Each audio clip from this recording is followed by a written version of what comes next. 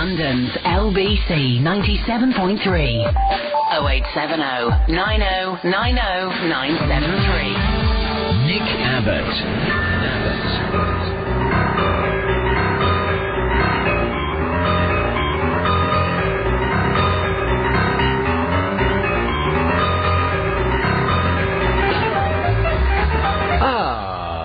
Hey now, it's back. Good evening, ladies and gentlemen. This is LBC 97.3, which rhymes. I wonder if they picked 97.3, because when LBC started, it was the first of the commercial radio stations. We are your heritage commercial radio station at LBC, and at the time, the dial was blank. So they probably said, well, we're LBC, so let's have 97.3, because it rhymes. I mean, what are the odds on it actually rhyming, right? Now, of course, it's very, very crowded, and there is no space. It's like poolside at a German hotel. And there is no space because of engineers.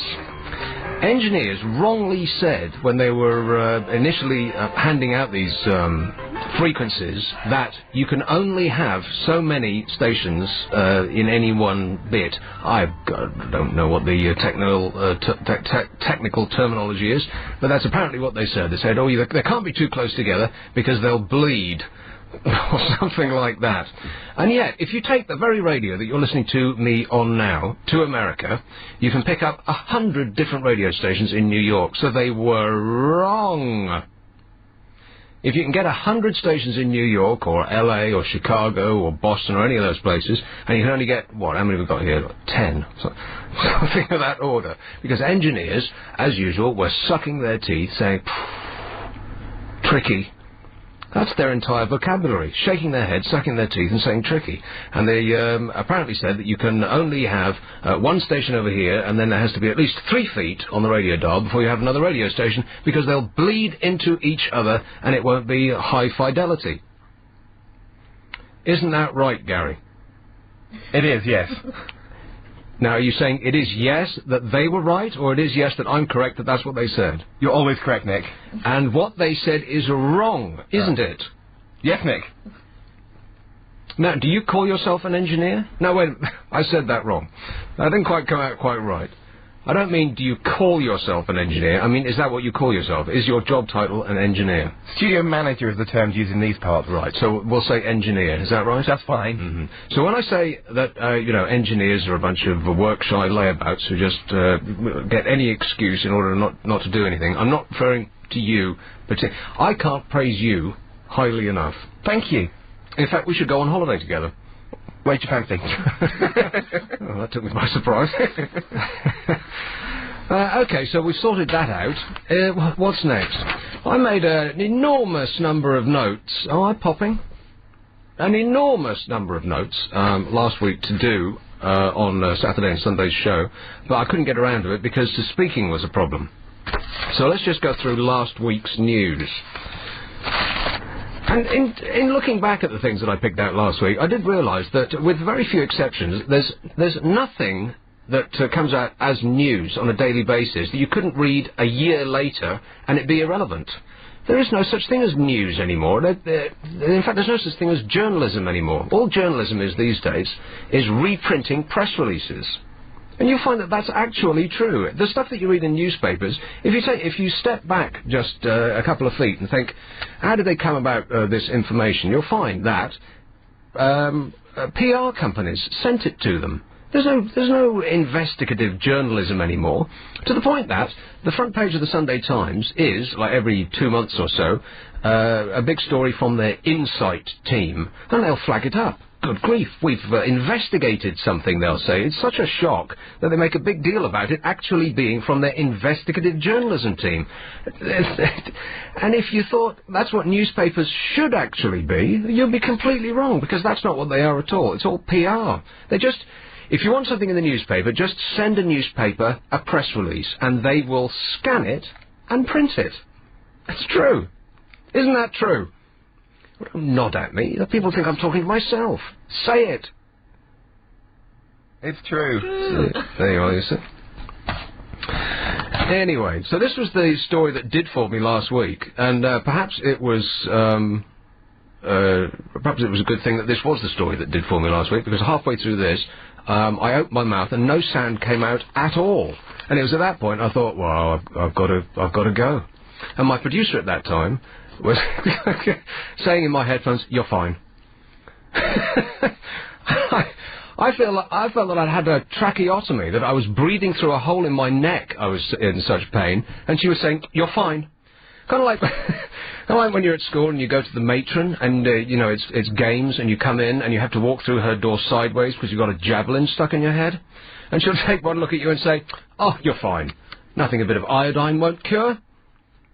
Back to triple maths." Anyway, the government in Bolivia wants you to take more cocaine. It's for your health, you see. This is a story in last week's I've Got No Idea Anymore. Coca has more, not cocoa, coca has more calcium than milk. David, a word I can't pronounce, said in the La Razón newspaper.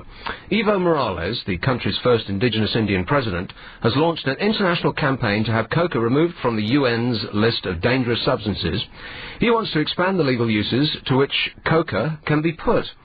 A coca leaf weighing 100 grams contains 18.9 calories of protein, 45.8 milligrams of iron, 1,540 milligrams of calcium, and vitamins A, B1, B2, E, and C.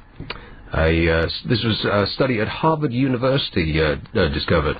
Coca leaves, the raw material for cocaine, are so nutritious that they should be included on school breakfast menus, according to Bolivia's foreign minister. Yeah, well, I'm on about 4 or 5 breakfasts a day now. Well, I can handle it. I've just got a bit of a cold at the moment, that's all. Clearer labels on food packets was another story last week, and I'm thinking, what is the point? 5 of the biggest food companies announced last week that they were joining the fight against obesity by printing calorie, salt and fat content on the front of their packaging. Well, apparently it's their fault that people can't stop eating crisps. What's the only item in a supermarket that's got 2 aisles all to itself? Don't bother thinking about it. It's crisps. There's no other single product that you'll find not even dog or cat food, which is our #1 fast-moving consumer good. I mean, if you look at FMCGs, as the grocer would put it, the #1 product that we buy over and over again is always Kitty Cat or Pedigree Chum or whatever they're feeding their pets these days. And Kit Kat, human food, comes way down the list. Crisps even beat pet food as the thing that we look for most at the super. 2 aisles in every supermarket is for crisps. The voluntary agreement includes Walker's, Nestle and Kellogg's and Dairy Lee, all of the companies that make things that we actually want to eat and that are bad for us. The labels will display calorie, sugar and fat and salt and all of that, and they'll be on Walker's crisps and sugar puffs. If you're trying to lose weight, have an apple. Try a salad once in a while. Don't be looking for diet crisps. People are scanning the aisles looking for low-fat cake. It's ridiculous. You know it's wrong, and you know what the answer is. So just do right by yourself. What is the point of putting on the fat content of crisps? It's nothing but it's crispy fat. That's why they call it crisps. I'm spending far too long on these old news stories. We're in 13 minutes in, and I haven't got to this week yet. Anne Diamond, TV Fit Club star, I had a tum up. Well, I don't want to read that. Riddle of Di laptop. This story came and went. You know that there's this guy who's investigating the death of Princess Di. Like that hasn't been investigated enough already. Well, now he really wants to get to the bottom of it, and, mysteriously, the laptop computer belonging to the man leading the inquiry into the death of Princess Di was stolen in a mysterious raid. So there's no conspiracy there, then. Pupils raise grades with up to 5 resits. I think I did mention this. And in the news just now, what is it? People leave school at 16 and can't write their own name? Wasn't it something like that? They can barely speak. Education, education, education. Safe in his hands. Sixth formers are... and you know what? And they come out with these statistics that say how fantastic The new exams are, and everybody's passing at 98%, and things have never been better. What is not commonly known as, students retake their exams until they pass them. They can retake them 5 times, and they just take the best results they find. Isn't that incredible? This is all old news. This is stuff that I was going to do on Saturday and Sunday. Don't bother calling us for shoplifting cases under £75, said the police in some place in Dorset. He sent a letter out to shopkeepers which said, I would like to see more preventative measures taken by security staff of shops, said this policeman. If you observe offences or suspicious incidents within your store, make an approach to the person concerned. Tell them they're on private property. If you do not like the manner in which they are shopping, request that they leave. The manner in which they are shopping includes shoplifting to the police. There was the annual edition of the Bumper Book of Government Waste, which is probably an excellent publication, available by contacting Harriman House in person, because I tried to find it at a bookshop, and they'd never heard of it. Waterstones, they're like, what's that then? $9.99 it'll cost you. Estimates that a fifth, and if you've just taken a maths A-level, that's 20%. I'll save you booting up your computer. A fifth, 20% of government spending is wasted. They might as well take our money and set fire to it. The report says that with accommodation, Culture Secretary Tessa Jowell and her staff flew to New York to attend the London Symphony Orchestra Centenary Gala. Now, hang on a minute. Think about that. The London Symphony Orchestra, they flew to New York to hear them. Right. Cost us £7,740. Commons leader Jeff Hoon and his staff's 6-day visit to Australia in October last year to, quotes, take forward work in the modernisation of the House of Commons. So they went to Australia. Are you with me? £9,839 that cost. Matthew Elliott, the co-author of the report, says the level of waste is absolutely outrageous. The total amount comes to $82 billion a year. $82 billion a year. That's £4,000 per family. You might as well, like I said, take the money and throw it out the window. This is all last week's news. I'm past an ad break already. We haven't got into this week. Ministry of the Obvious blows $334 million on PR. I can't really bother to read that because I don't know about you, but when I get the Sunday papers, particularly the Sunday Times, it's one story after the next of the most incredible outrage perpetrated by this or whichever government happens to be in power at the time, and you're stunned with every story that you read, and promptly nothing happens. That's the last you ever read about it.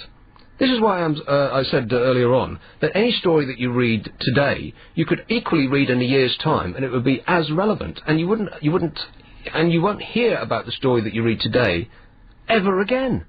What's the point? What is the point of actually publishing newspapers if they show up the shocking lack of honesty and fortitude of the people that are ruling us, if nothing ever happens about it? Don't you think that was incredible? And then there's this, Captain Hook. I really don't want to read about that again. 5-inch heels lead to infertility, women. The new fashion for 5-inch heels will make you infertile. There was a postwoman who faced jail after she admitted... Now, do you ever go back down to the post in the morning and there's nothing for you? Or if you live in a block of flats, of like 20 flats, and there's nothing for anybody, and you think, that's a bit suspicious.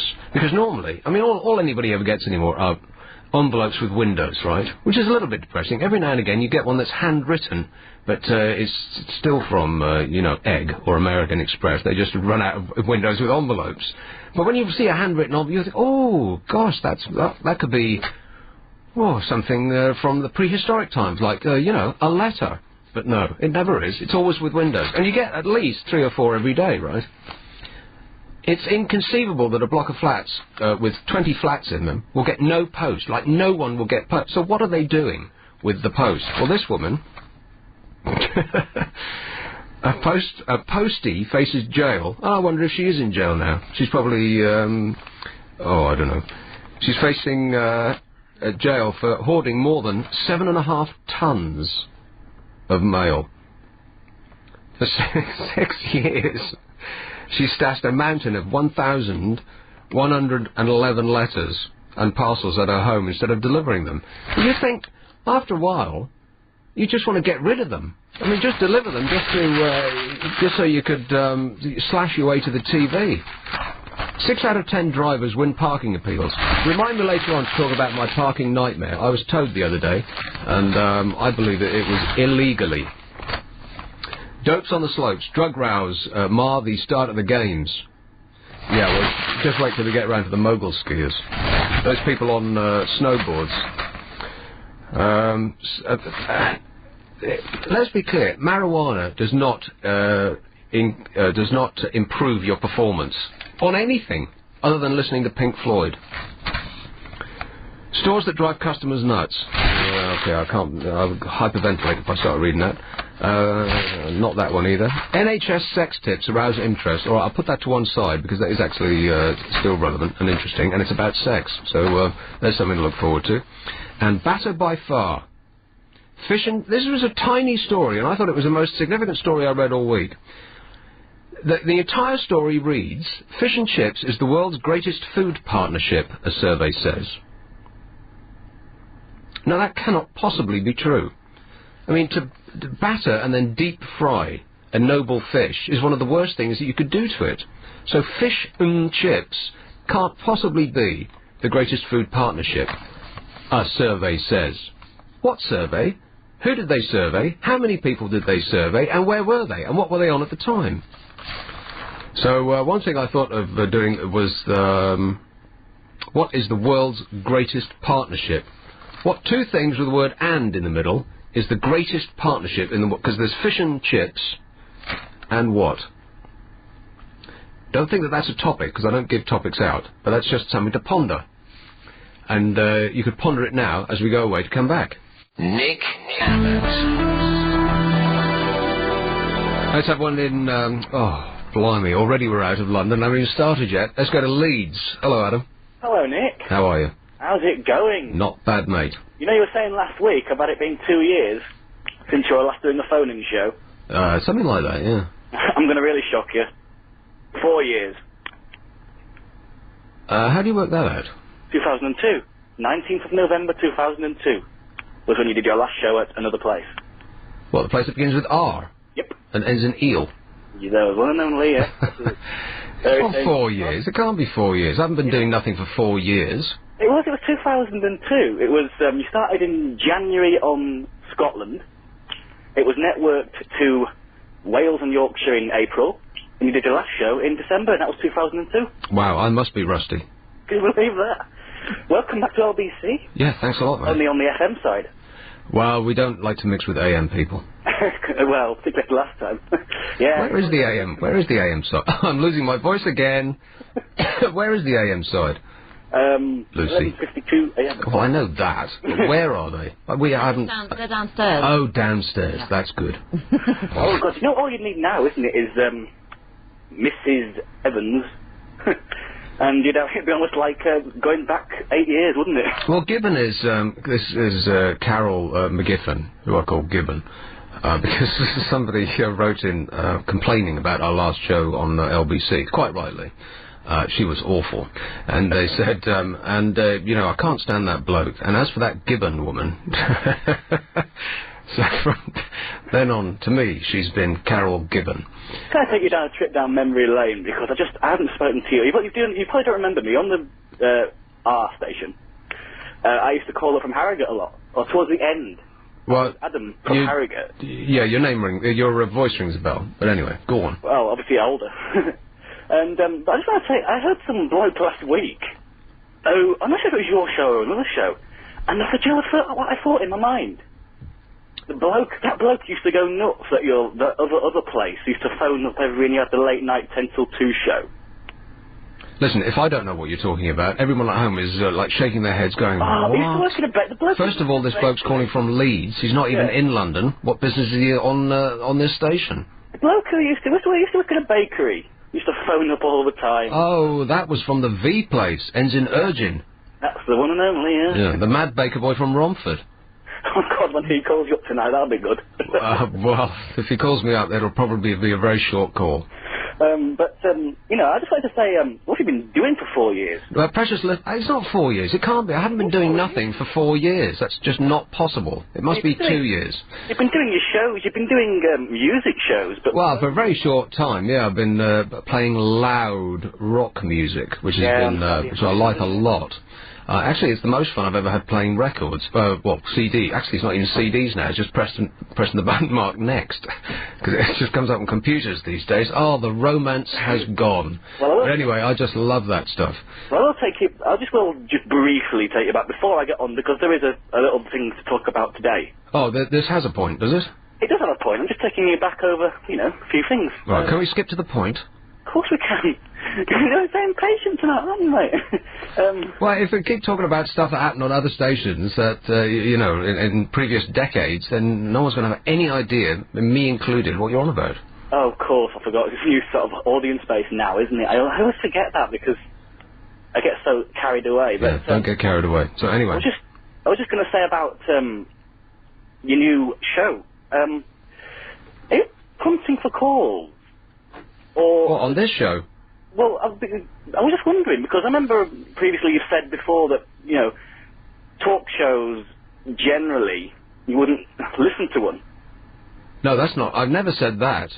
I'm a huge fan of talk. I spend all my time listening to, you know, Neil Rogers and Phil Hendry and Howard Stern and LBC. Mainly, you've said that there's been a lot of, you know, because I remember you're saying that generally... Are you still talking about stuff that I said on other radio stations?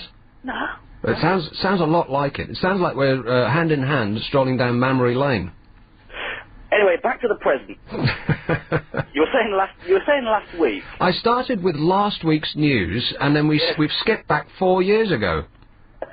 Let's get back to last week, okay? It's like suddenly we're stuck in that BBC TV series Life on Mars, which I keep trying every now and again. I'm thinking, gosh, I wish this was better. I'd really like to like this. You know what I mean? But it's just not written very well. No, we're in. I like the references to Blakey's. You used to use Blakey's? Why am I looking at you, Lucy? You probably never... You're looking at me like, what the hell's he talking about? I'm only 16, she's saying. Am I still on? Yes, it sounds like you. All right. Yeah, last week you were talking about some bloke who was on about being a radio DJ, and you were saying don't get into it. Well, to be honest, I don't think I'd want to get into proper radios. Really, you sound like a DJ. I'm a mobile DJ. Right. I used to do discos and like basically social clubs. Yeah. Okay. Here's a piece of advice. Don't speak. Oh, I mean, not generally, but I mean, when you're playing records, don't talk in between. That's so cheesy and old-fashioned. Don't ever do it. DJ and all that. Yeah, no, you do that, don't you? No, if I can help it. Yes, you do. Sometimes. No, I don't. I hardly speak at all. Come on, everybody on the floor with his phone. I never do that. Yeah. I hate people who do that. Sounds just like people you. That do that. I would literally go and get a gun and shoot people that do that. I can't stand it. What, literally? No, not You must live in Beeston. No. See, people down here have got no idea what that means, but people in Leeds are pulling their hair out. How dare you! Beeston is an excellent area. The east side of Leeds. I used to lock my doors driving through Beeston. Anyway. Yeah, it's the east side. So, is this the point that you were promising us? Yeah. I was just wanting to, personally, I wanted to know if you'd heard from Carol and them. You just wanted to, Okay, listen, I've got to go, but it really has been special. All right. Okay, thank you, mate. Another satisfied customer. Nick Abbot. Yes, that's me. I haven't actually given the phone number out, which is a mistake for someone in my position, and it's 087090900973, which is an extremely long number, and one which I won't be repeating anytime soon. This is LBC 97.3. Available on DAB Digital Radio. London's LBC 97.3.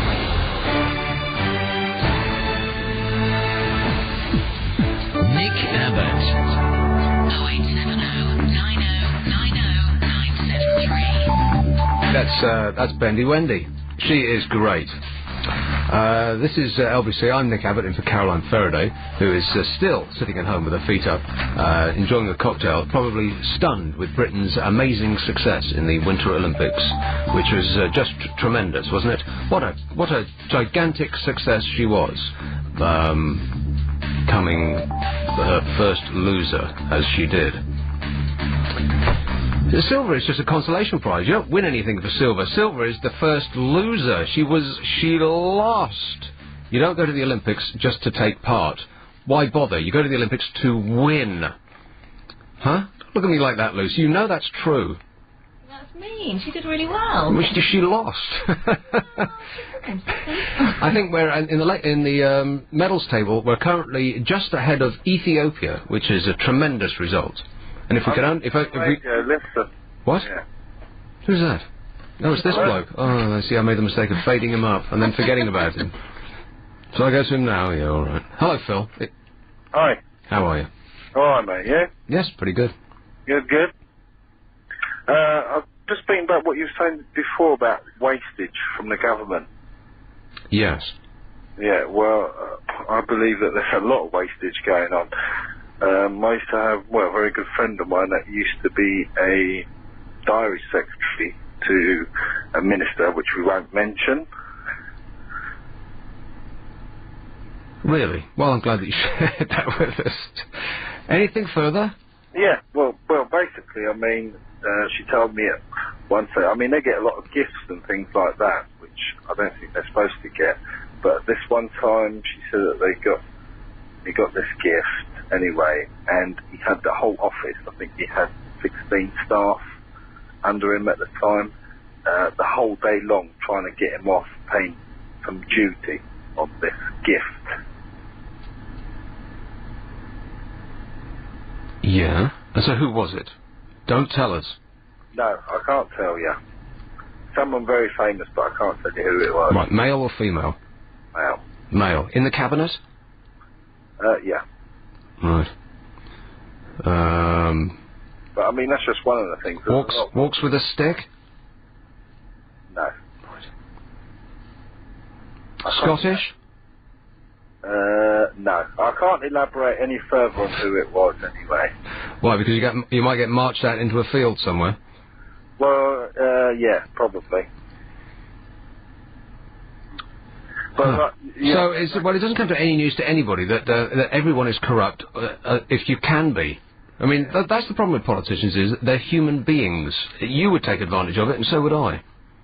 Well, I don't know if I would. I mean, if you go into a job, with that sort of responsibility, I don't think I would. I mean, the whole... Listen, nobody goes into politics in order to help people. But be clear about one thing. The people who run this country, not just the people at present, but the people who have always run this and any other country, are not running the country for the benefit of the people. The people who run this country are running the country for the benefit of the people that are running this country. That's always been the case and always will be. No one gets into politics to help people. Do me a favour. They get into politics at university or at school for one reason, really. They're unpopular and ugly. They can't get laid and they haven't got any friends. And so they go and do their debating and surround themselves with like minds, and suddenly it's a little club, and then they just they're down a career tunnel, and they come out at the other end blinking with surprise and showered with money. Well, don't you think it's a time for change? That's the whole thing. Oh yeah. Well, let's hold our breath about that, shall we? Change. Yeah. I think we tried that in the 60s, and we're still waiting. Yeah, but like you said, I think everybody knows what's going on, but it just seems that nobody wants to or can do anything about it. You read about it every week in the Sunday Times or whatever your paper of choice is. Every single week you read your jaw drops. Your jaw drops like Gordon Brown's jaw drops every time he takes a breath.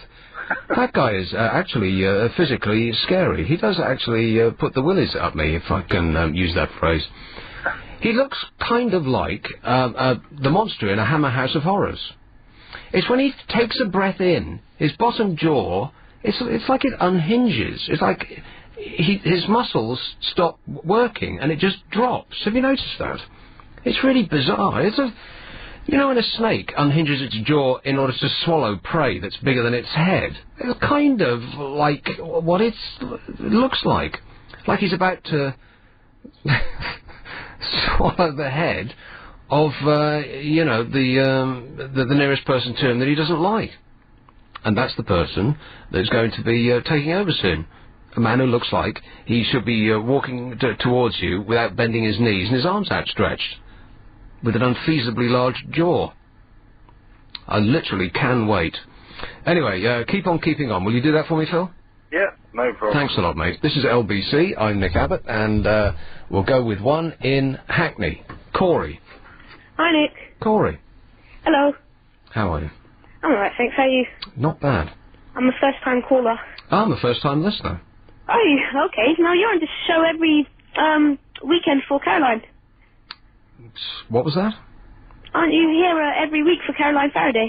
Till she comes back? Well, I was here last Friday and a small part of Saturday, and she's going to be back next week. Don't you think it's funny that Ian Lee just so happened to get a cold at the same time that she was off? Okay, well, it's not funny. It's actually really unpleasant, because these things in front of this thing here is, they call them baffles, right? Isn't that what they call them? It's a great fuzzy condom that sits over the microphone. And presumably, he sits in the same studio as I do. He speaks into the same thing that I've been speaking in. It was probably my fault. Because you speak into it very near, and for 3 hours, the spit, even though I'm not actually spitting, it's, you know, particles are flying out of my mouth, and they're getting stuck in this thing. It's repellent when you think about it, because 24 hours a day, people are spitting into this. It's virtually dripping here, right in front of me. Coughing I am at it now. Some people bring in their own headphones. I bring in my own headphones to work, right? Because who wants to rub earwax with radio people? It's vile. So I carry my own headphones around me, and I write my name on them. That's how, you know, anally retentive I am, lest anybody pick them up accidentally and put them on their icky ears. People should also carry their own microphone baffles around with them, in their pockets. That would make an interesting bulge. Because it probably was me what gave it to him. And all it takes is one presenter, and you to spit into this thing, and the next one will be inhaling your putridity, and you wipe out your whole radio station. And we never close. We're like a casino. As if you haven't got no presenters anymore, then you're fresh out of luck. Out of business we are. So that should be a great step forward. Everyone should bring their own baffles in. That's what they're called, right? Don't nod at me. People think I'm talking to the wall. Yeah, we thought there was another name for them as well, apart from windshield, but that's when it's outdoors, isn't it? Yeah. Yeah. Spit shield. I'm sure there's another word too. In fact, what is this thing? Is this That's a pop shield. A pop shield. It doesn't work very well, does it? No, it depends. Anyway, how old are you, mate? I'm 13. 13? Yeah. Right. Shouldn't you be doing something like downloading Robbie Williams albums and I don't like Robbie Williams. He annoys me. chatting to your mates online? No, they annoy me too. What did you think of the Brits?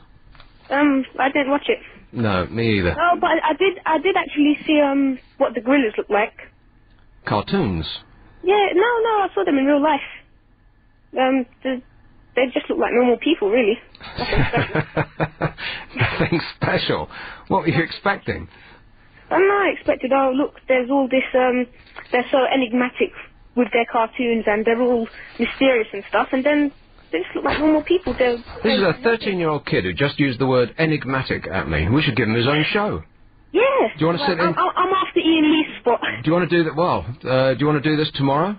Yeah, I wouldn't mind. Because my voice is going already. If you show up at 10, we'll probably put you straight on the air. All right, cool.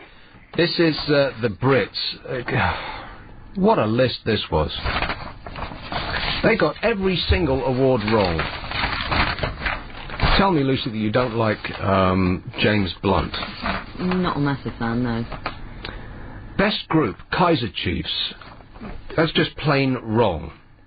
I mean, they got one song, I Predict a Riot, which is a very good pop song, but apart from that, not much. I mean, you saw them at Live 8, it was like,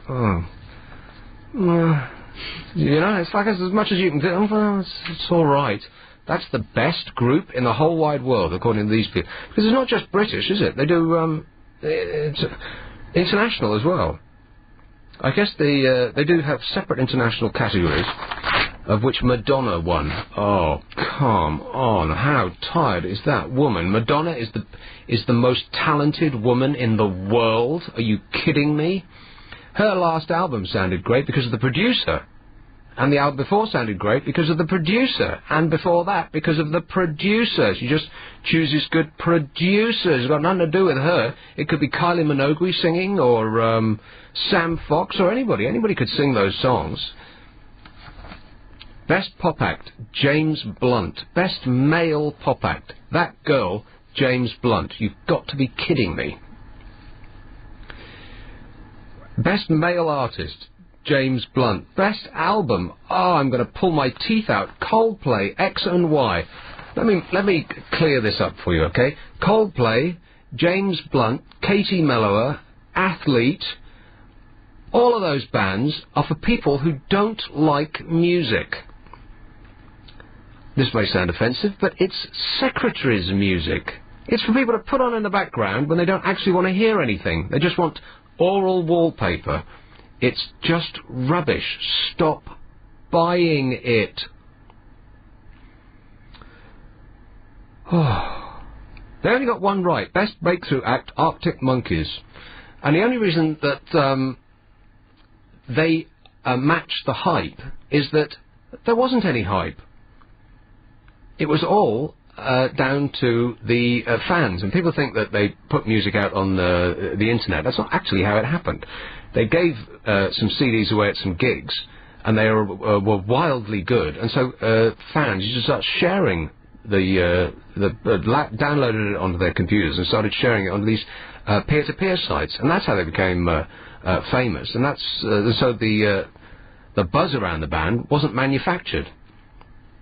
Which is why they, almost alone, matched the excitement, because it wasn't false excitement. It was actually generated by the people who were listening to the music, rather than Armani-suited record executives.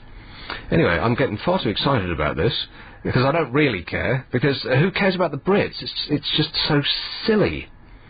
Award ceremonies. Oh, we've got BAFTA coming up, haven't we? Who seriously cares about the BAFTA awards? Hands up. Let's take a poll right now. Hands up.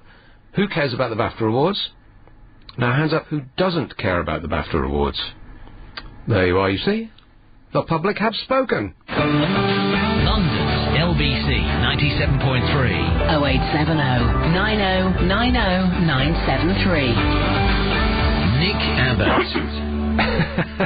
Hey, you need a cough shield there, James.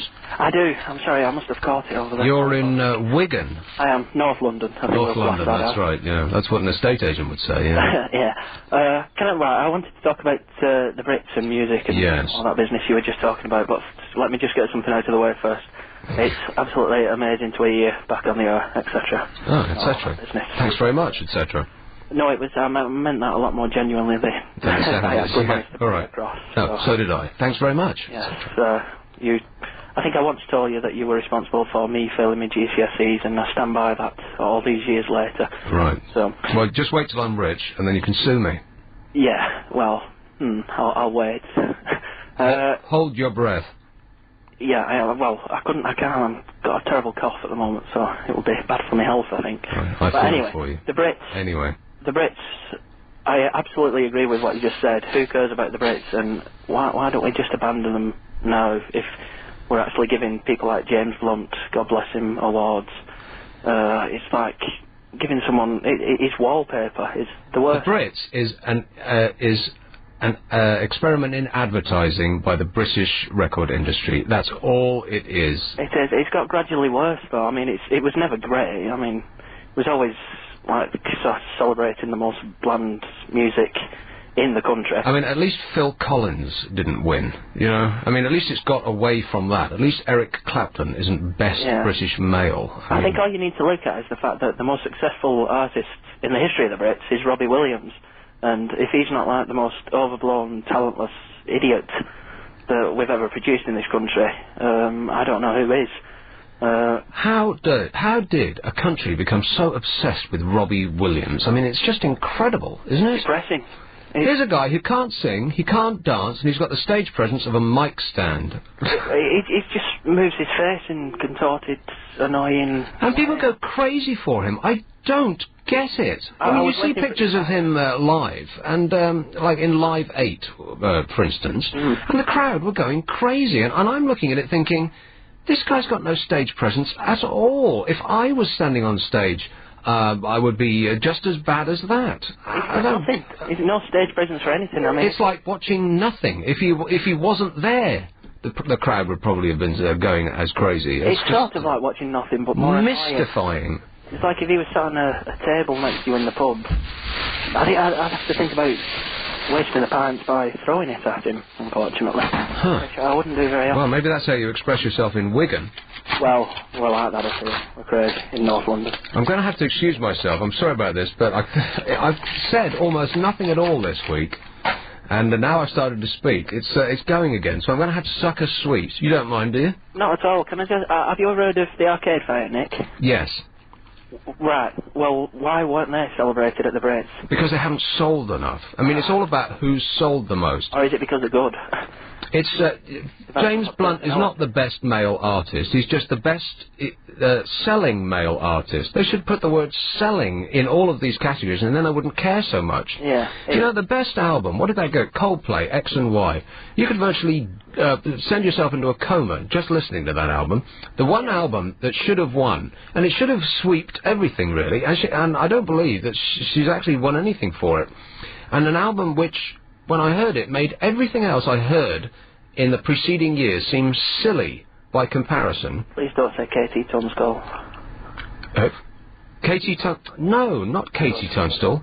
Kate Bush. Kate Bush, yeah. Ariel. Now, I'm not a huge fan of Kate Bush, and I don't own any of her records, but I bought this because the woman hadn't done an album for 14 years or whatever it was. And you sit down and you listen to it, and you pay attention to it, rather than just stick it on at the background, which is all this background music that sells so much, because people don't really like music, they just want a mood, don't they? Yeah. Nobody likes music anymore. Somebody was talking about the MP3 revolution has made an entire generation of people not really care about music anymore. When I were a lad, we used to be obsessed with it, and run to the record store and listen to John Peel and write down tracks that he played, and the greatest thrill was to ask in a specialist punk shop for a record that they'd never heard of. Yeah. And previous to that, it was a classic 70s rock, and you'd get Physical Graffiti by Led Zeppelin and the new Pink Floyd album, and you'd just go out of your mind with excitement. These days, people are downloading it for free and disposing of it and listening to it on their telephones, and it's just irrelevant. It's Which just is kind why of it's so exciting. utterly disposable now is music. And that's why it's so good to hear someone like Arcade Fire, who you can't have them as background music, because it just sort of... If you just listen to it in the background, then it just sort of grabs your attention. And I'll tell you one of the best albums, other than the Kate... Every home should have the Kate Bush album, which is called Ariel. It is stunning. And as I say, don't just put it on in the background. Sit down and listen to it. It's incredible. It's a revolution in music. I think it's a Dark Side of the Moon moment. Well, that's a big... But the other album I thought was fantastic last year, and we can't really talk about music a lot because we can't play any of it, and talking about it is like talking about sex. I'd rather be doing it, or listening to it, or watching it. But the Engineers, no home should be without the Engineers album, which is also deeply fantastic. It's not offensive, it won't frighten the cat, you can put it on in the background, but if you listen to it, it's actually got something to it. Yeah. Whereas Coldplay and James Blunt don't. Anyway, we can't go down that avenue all night. No, I suppose we can't. But it was just thanks music, for... tell you how great you are, isn't that? Cheers, mate. Thanks for making the long-distance call. That's all right. Ta-ra. This is LBC 97.3. I'm Nick Abbott. We'll go away to come back. Nick Abbott. And we're back, he said, speedily putting the lozenge to one side of his face. Let's go to Hackney, which I do know is in London, and it's Corey. Have we had you already? Corey? Oh, hi. Have we had you already? Yeah, you have. Oh, only one call per show, Corey. Oh, I'm sorry, no, you didn't cut me off. But please don't do it now. I didn't cut you off. Well, that was a mistake for a start, wasn't it? Can we have a few fewer 13-year-olds? It's supposed to be an adult radio station. What did you want? I listen to it every day, so today was no exception. You listen to LBC every day? Yep, that's the only station I would listen to. Well, I used to listen to Capital, but... Good for you, but you're outside of our demographic, so it's almost pointless. No, it's not. I mean... We can't I'm not sell saying- advertising to a 13-year-old. Like, what are you going to buy? How much money do you get a week? I don't know, it depends. On what? £20 for my dad. How many? £20. 20? Yeah. A week? Oh, no, not a week, no. Because I had to pay for my karate session. Karate? Yeah. Let me guess, you're a yellow belt, right? You've taken one belt and it's, and you passed that and it's yellow. I'm blue belt. Yeah, like I said. Like you've taken a couple of tests and you passed them and now you're blue. Right, you'll be giving it up within, I'm guessing, a year. No, I won't. Yeah, definitely. I'm committed. You're committed. Yeah, you should be. Karate? Yeah. What are you going to do with that? Nothing. To tell you the truth, I can't really defend myself either, but still. It's still good to know. Wrestling is what you want to take up. No. You remember that time that Mike Tyson was, seriously, wrestling, karate, all that fancy chop, hockey, all those moves, they won't count for nothing. If you actually want to defend yourself in a fight, it'll take you from now until you're 40 to become like Bruce Lee. You won't be able, and even Bruce Lee would probably get felled by a sucker punch. You remember when Mike Tyson was in a press conference, and I can't remember the fighter that he was going to fight, but they had a punch-up started in the press conference. Remember that with Mike Tyson? Lucy's looking at me like, do I look like somebody who vaguely. Do I look like someone who watches I don't really boxing? watch it. That's fairly gross. Anyway, this was two of the most skilled fighters in the world, and outside of the ring, in the press conference, they had a fight.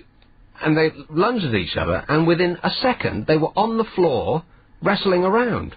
So if they go straight down, everybody goes straight down. And so if you want to defend yourself, wrestling is the thing to learn, or at the very least, judo. Because everything else is going to be completely useless. It's true. Karate? What a gigantic waste of time. What are you, from the 70s? No. I was born in the 90s. That's it. That seems impossible, doesn't it? You were born in the 90s. How is that possible? That I find it difficult to believe that anyone was born in the 80s.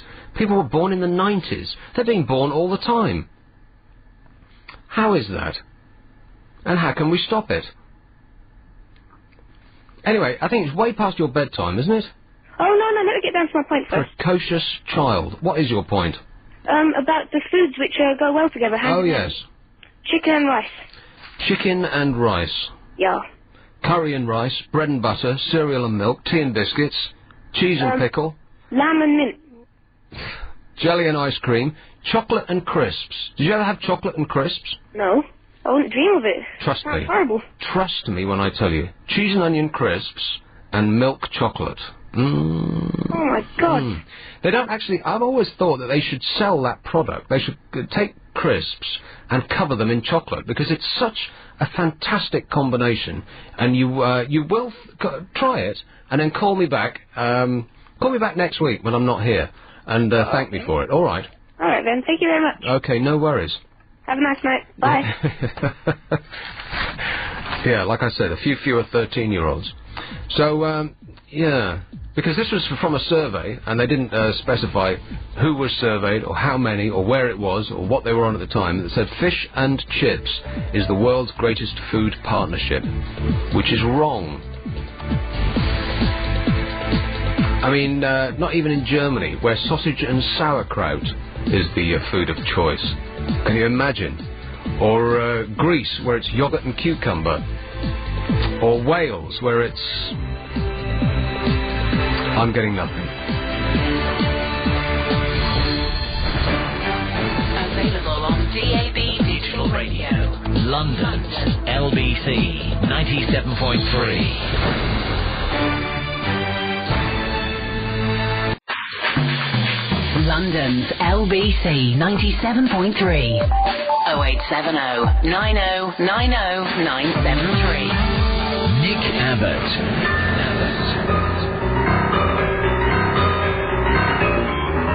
So that was incredible. This is such a story. The most important man in America, the leader of the free world, Vice President Dick Cheney, publicly took the blame for accidentally blasting a pal with a 28-bore shotgun, but not for like 4 days afterwards. They kind of like pretended that, oh no, nothing to do with me, Governor, I wasn't even there at the time. And the way that the news came out was just, I know that we're kind of not very interested in that in this country, so the news hasn't really been all over it, but in America they've been talking about nothing but. He shot his friend on a quail hunt. Maybe he thought that they were hunting Dan quail. It was American-friendly fire. He was lucky not to get strafed by fighter jets. And he came out and told Fox News, "I'm the guy who pulled the trigger and shot my friend. That's something I'll never forget. It was one of the worst days of my life." Well, I'm sure it wasn't a blue ribbon day for the guy shot either. He won't be putting that in his diary and celebrating the anniversary, will he? Can you believe that Dick Cheney was all about how terrible it was for him? And his friend, who just came out of hospital, was saying how bad he felt for Dick Cheney to put him through all that. It's just weird. Is there anyone with an IQ higher than a toothpick running America right now? Yes? No? How can you mistake a 6-foot, 78-year-old man for a small bird the size of a teapot? Do me a favour. Let's go to Berkhamsted. Hello, Chris. Hello, mate. How are you? Hello, Nick. I'm glad you're a bit angry tonight. I think that's a little bit of positive anger is great. Huh. Especially around the music business. Yes. You know, I mean, I've just sort of come in and listening to what you're saying. Kind of long story short, I've been trying to get a music project up and running in this area for the last 18 months. Are you the singer? No, I play sax and stuff. I used to play in bands in the 60s and 70s. And then Who's the singer? Eh? Who is the singer? Who's the singer? No, I just play jazz and... Jazz? Jazz and blues and rock. Right. Well, unfortunately, you and me are the only people that like jazz music in this country. Oh, I used to play with Annie Whitehead. Annie Whitehead, the trombone player? No, I'm afraid not. Well, then you don't know anything about jazz. Exactly. Yeah, no. But why I phoned was, there's a really, really good band in Berkhamsted called Mohair, just about to tour the States. And there's a reason we wanted to put a gig on for the St. Francis Hospice. They're building a new building. Very, very simple. Well, they would be, yeah. That's most very simple. So I thought, well, we'll book the Civic Centre in Berkhamsted. Oh, it's very good. Yeah, no problem. 4 bands. So I had to do risk assessments, blah, blah, blah, blah, blah. And a week before the gig was due next Friday. Steve Allen very kindly gave us a DVD player for a raffle. 4 bands booked, and the police have cancelled it. What, they don't like jazz either? No, this is young bands. We had a ska band, and no, I wasn't playing. We had like 4 bands to do a fundraiser and surprise this hospice. Right, so what's their problem? Their problem was that about 5-6 weeks ago, the youth council had a disco, and it all went pear-shaped. Youths, eh? Youths, and shocking. Basically the police have said that if anything else went wrong, they wouldn't allow... They basically don't want young musicians... You know, you can put on jazz, you can put on... in Berkhamsted? Oh, yes. Well, quite right, too. I mean, there's... what is the average age of people in Berkhamsted? It's about 150, isn't it? No, it's not, actually. There are some fantastic music... In this area... Retired colonels, each and every one of them. No, that's not true.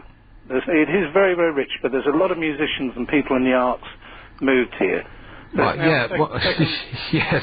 Like the bass player from Deep Purple and Eric Clapton himself have probably moved there, but they're not interested in playing Berkhamsted. In fact, they don't want any noise of any kind whatsoever. Exactly. They're probably the ones that complain to the police. Yeah. It's Eric Clapton's fault. Yeah, no, it's most probably. I'm trying to be serious here. I'm trying to be serious. I think you've called the wrong show.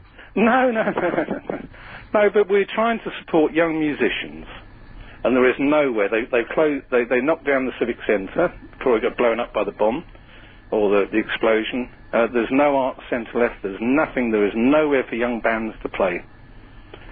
And right, well, tell them to rip an MP3 and stick it on a peer-to-peer site. You've got no idea what I'm talking about, have you? But anyway, I didn't talk. But basically, we've got somebody's come to our rescue. So the Society Arms in Hemel Hempstead. Oh, they're very good. Yeah, they're putting them on. We're doing it there now. So the Civic Centre can go and do what they want to do. You can go and take a flying leap at themselves. Yeah, so the real nice guy who owns that has given us the venue. So, quick plug, it's next Friday, it's Society Arms in Hemel Hempstead. 4 excellent bands.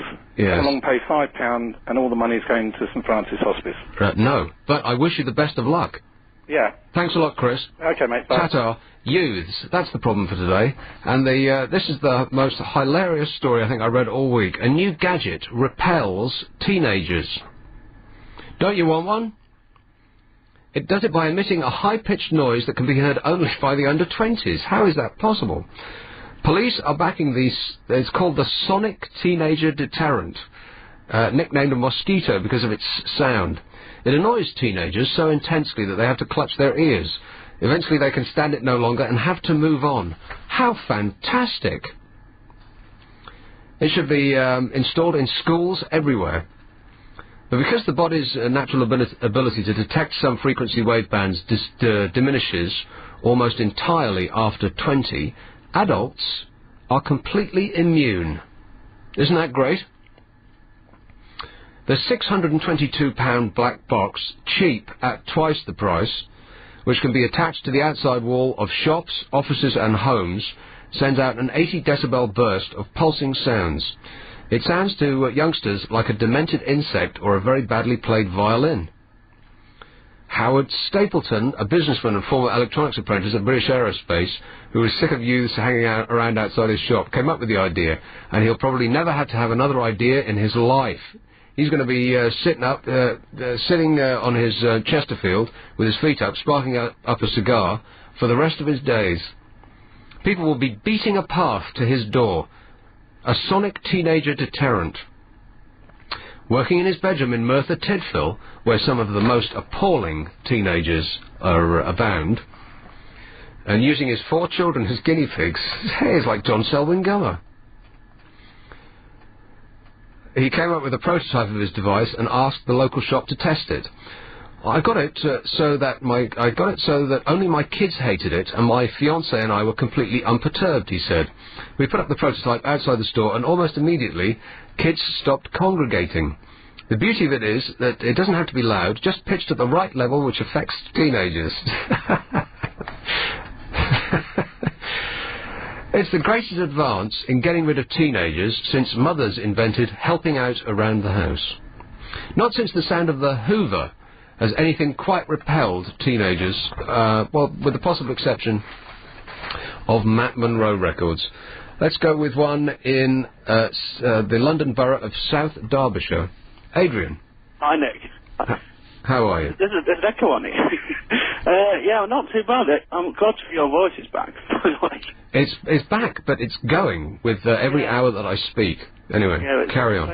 Yeah, no, just before I go what I called about, James Blunt, that first song he had, is it just me, or does it sound like The Incredible Hulk? What song?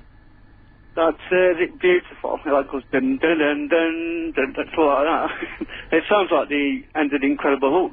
See, that's a personal me deterrent. Every time that song comes on, I clutch my ears and run screaming from the room. You're beautiful. It's so wet. He should be sent into the army. Yeah. Good idea. Yeah, strange comebacks.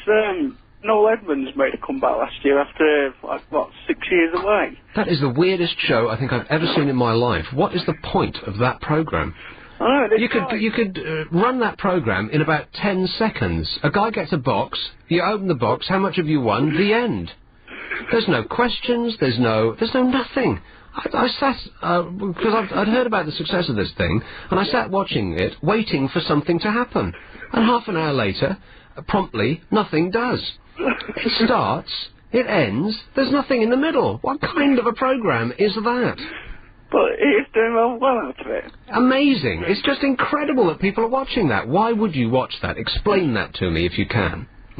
I can't. Neither can I. I mean, I can understand people watching quiz shows because you play along. I mean, the beauty of the millionaire game is that you are never more than, 10 questions away from winning £1 million, in theory, sitting in the squalor of your own lounge.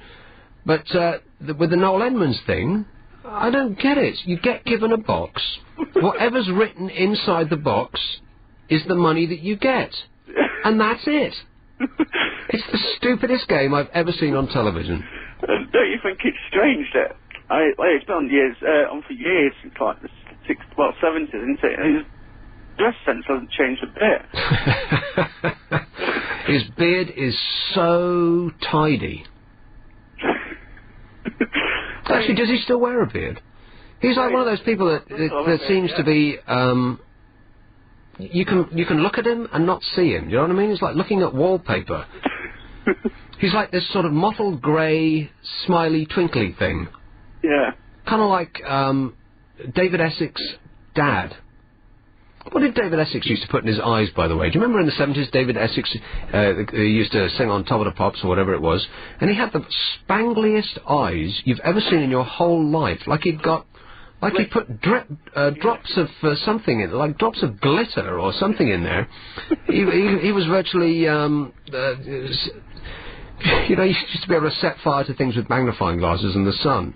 Things around the studio were bursting into flames as he looked at them. Yeah, he was on that as well, wasn't he, Noel Edmonds, at one point. On what? Top of the Pops, was he? Frequently. Yeah, in the 70s. Because it is strange. He must just get bored because.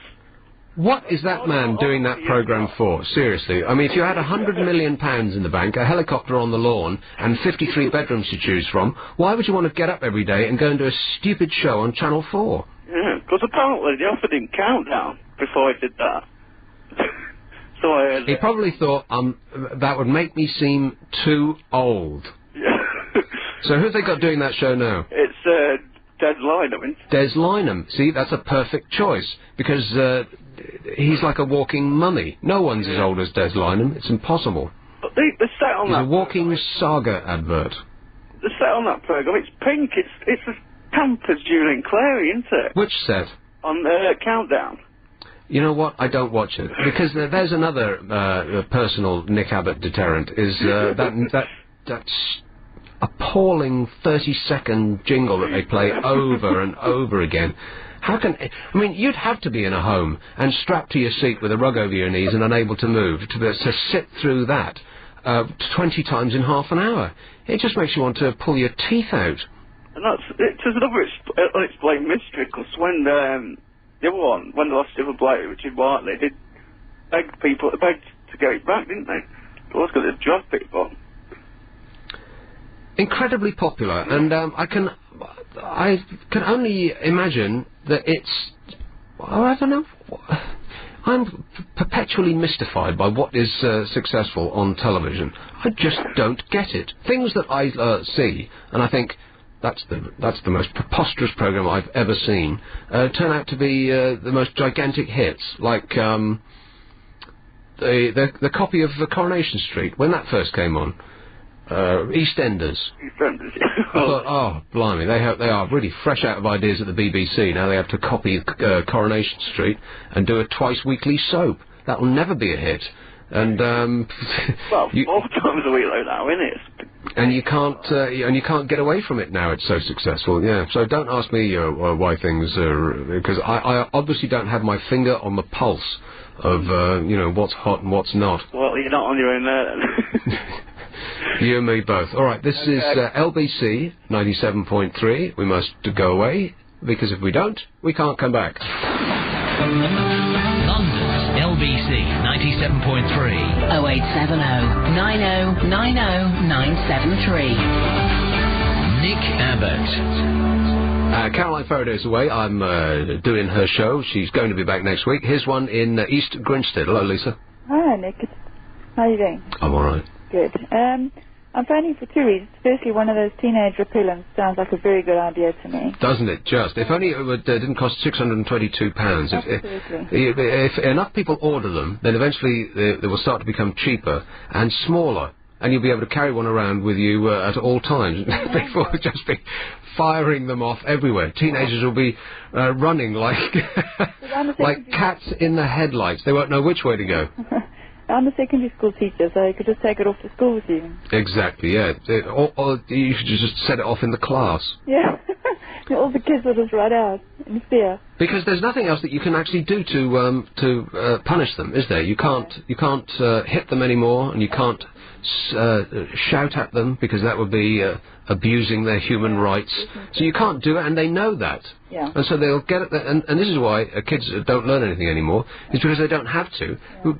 You know, we used to get beaten if we didn't pay attention. Oh, yeah. The teacher used to throw chalk dusters at us, and chalk dusters were basically a large lump, brick-sized lump of wood with like a felt spongy material on one side. Yeah. And it was just luck of the draw as to which side hit you. Yeah. You'd either be hit by the sponge, in which case you'd be covered in a cloud of chalk, or you'd be hit by the wood part, and you'd be none the wiser, because you'd be flat in the back on the floor. Definitely. I remember one teacher had almost the size of a cricket bat, but it was a cricket ball, but it was an eraser. It was a square one, like a big dice. And she threw this eraser across the classroom at one of the children, and actually cut the child's eye open. She chucked the eraser at them. Well, maybe that's going a little far. We used to get the belt at my school, which was a piece of leather about 1/4 of an inch thick and about a yard long, and it was split halfway up, lengthways to the halfway point, so that as it came through the air, the two ends would part and then come together on your hand as the headmaster beat you. And in order not to slash your wrists open, he would put a book over your wrists. Guess which book he chose? I couldn't guess. The Bible. Oh, no. Of course. I can't believe that. That's terrible. Imagine doing that now. Well, you know, it made us pay attention. Absolutely. And fear the Bible. Now, how long have you been teaching kids? I've got about 12 years. Right. Now, are kids more stupid now than they were then, or is our education system failing them? Because they come out learning less, or knowing less rather. You ask a kid who's just got an A grade in A-level maths what 6/8 are, and they'll look at you like you just asked them to translate the highway code in Swahili. I think they're probably more mollycoddled, so they're more helped along, which means when they leave school, they're less able to cope with life on their own, because all the way through school, you know, mommy and daddy are there behind them and defending them if they get into trouble at school, or, you know, school contacts the parents because they don't do homework, and generally speaking, the parents believe the children and not the teachers. It is the parents' fault, isn't it? Yeah, it's that the parents are stupid. So stupid parents produce stupid children, am I right? I don't want to say too much, just in case. Well, I'll take that as a yes. I must quickly get to my other reason. Go on then. To support James Blunt and Coldplay, because they are come off it. Artists. James Blunt. They are brilliant. It's background music for secretaries. You can't possibly like that stuff. You're beautiful. Oh, you're beautiful. I mean, it just makes you want to throttle him, doesn't it? You're beautiful. It's true. I mean, if he wasn't a trained killer, I think I'd have a go. I saw your face. Painful. It's not, and they're both very unusual, which they're not typical of singers around, aren't they?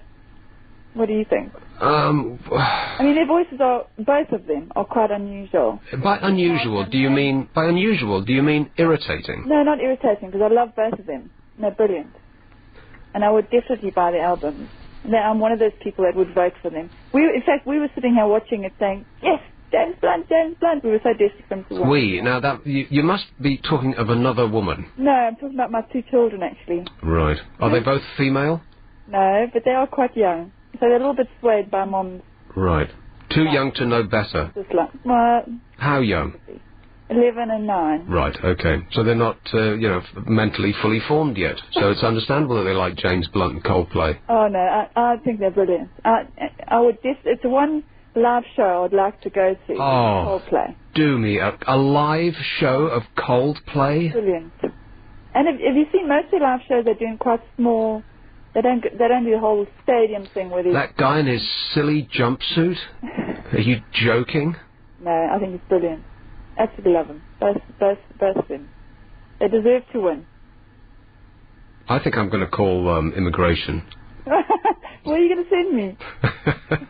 Let's see if you guess correctly. Where are you going to Back send me? to South Africa. Oh, you're very good. Well, you don't have to be very good to detect a South African accent. You'd be surprised. I've had some people asking me if I'm Scottish.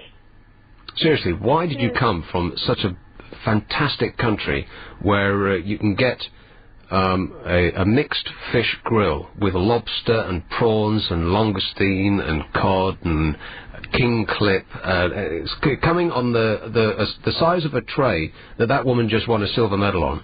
It virtually overlaps the table that you're sitting on, and you can pick the most expensive wine on the wine list, and you're sitting on the balcony of an exclusive restaurant, and you're looking out over the beach and the sea, and it couldn't be more beautiful. And the entire experience will cost you £5.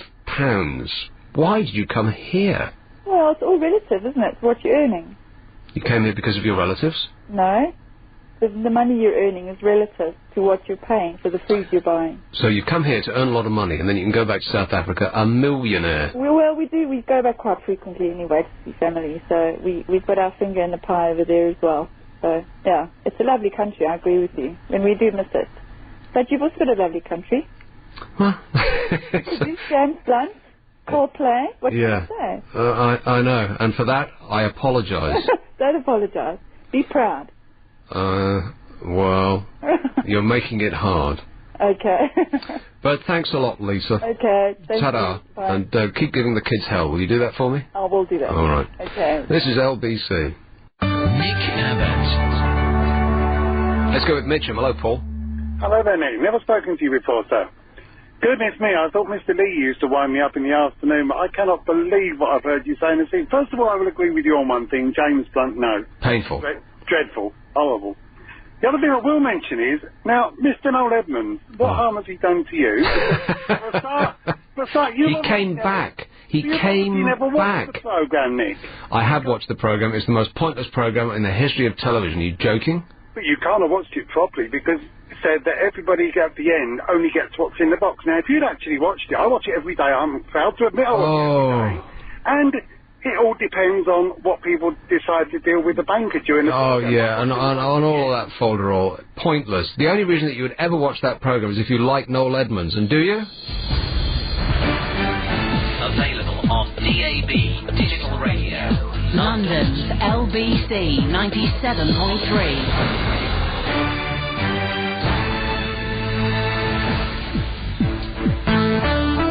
London's LBC 97.3. 0870 90 973. Nick Abbott.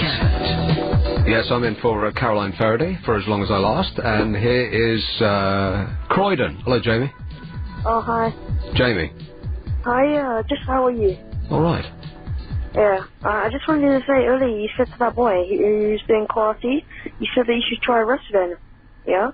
Well, if you want to defend yourself, as all fights usually go straight to the ground, boxing or karate is always completely useless. Wrestling and, at a pinch, judo, I think, is the one to choose. But wrestling nowadays, it's all fake. You watch the guy... No, not that kind of wrestling. Real wrestling. Not worldwide federation of wrestling. I don't know, but I'd say boxing as well, because you want to get it over and done quickly if you don't... Yeah, but that's what I'm saying. If the world's best boxer, or of the two of the world's best boxers, have a fight outside the ring, which is what happened with, it was Lennox Lewis, was it Lennox Lewis? And Mike Tyson at that press conference, if they go down within 2 seconds of it starting, then you and I will too. So if you boxing is no good if you're actually lying on the ground grappling with someone. Wrestling is what you want. No, but if you learn the boxing properly, instead of just rolling, all you need is one good Yeah, punch. did you hear what I just said? Mike Tyson. I mean, how good a boxer is he? He's the best in the world, he was at the time. And if he can't knock someone out, if a fight with him goes to the ground straight away, then what chance have you and I got? It depends how your opponent See, is. you're not listening to me at all, are you, Jamie? No, they're both... Aren't you way past your bedtime? Pardon? Aren't you way past your bedtime? Yes. You know, the news included a lot of stuff, but the most frightening thing, it wasn't in the news. And it's about global warming. And you're rolling your eyes to the ceiling, I can tell. Listen to this. Okay, I'll just start reading this. A satellite study of the Greenland ice cap shows that it's melting far faster than scientists had feared. Twice as much ice is going into the sea as it was 5 years ago. The implications for rising sea levels and climate change could be dramatic. Yet a few weeks ago, this is written by a guy called Jim Hansen, who's the director of the NASA Goddard Institute for Space Studies in New York, and is President George Bush's top climate modeler, so he knows a thing or two. He says that a few weeks ago, when I, a NASA climate scientist, tried to talk to the media about these issues following a lecture I had given calling for prompt reductions in the emission of greenhouse gases, the NASA Public Affairs team, staffed by political appointees from the Bush administration, tried to stop me doing so. Now, if the government is trying to stop you talking, then you know you're onto something. The new satellite data is a remarkable advance, he says. We're seeing for the first time the detailed behaviour of the ice streams that are draining the Greenland ice sheet. They show that Greenland seems to be losing at least 200 cubic kilometres of ice a year. Can you even imagine how massive that is? Hundreds of cubic kilometres sounds like a lot of ice, but this is just the beginning. Once the sheet starts to disintegrate, it can reach a tipping point beyond which breakup is explosively rapid. The summer of 2005 broke all records for melting in Greenland. We may be on the edge. And you've heard precious little about it. Nothing else in the... All the other stuff that you've been hearing in the news is just details. It's stories of personal tragedies and stuff that happens far away and has no real consequence of your life. This could change your life beyond anything you could possibly imagine. Building an ice sheet takes a long time because it's limited by snowfall, he says. Destroying it can be explosively rapid. How far can it go? The last time the world was 3 degrees warmer than today, which is what we expect later this century, sea levels were 25 metres higher. Just imagine that for a second. If you live anywhere near the Thames, imagine it being 25 metres higher than it is right now. In other words, there goes London. All of it. I'm not sure even Hampstead would survive. Sting will be furious. None of the current climate and ice models predict this, but I prefer evidence from the Earth's history, says this guy, and my own eyes. I think sea level rise is going to be the big issue soon, even more than warming itself. How long have we got? There's the question. We have to stabilise emissions from carbon dioxide within a decade, or temperatures will warm by more than 1 degree.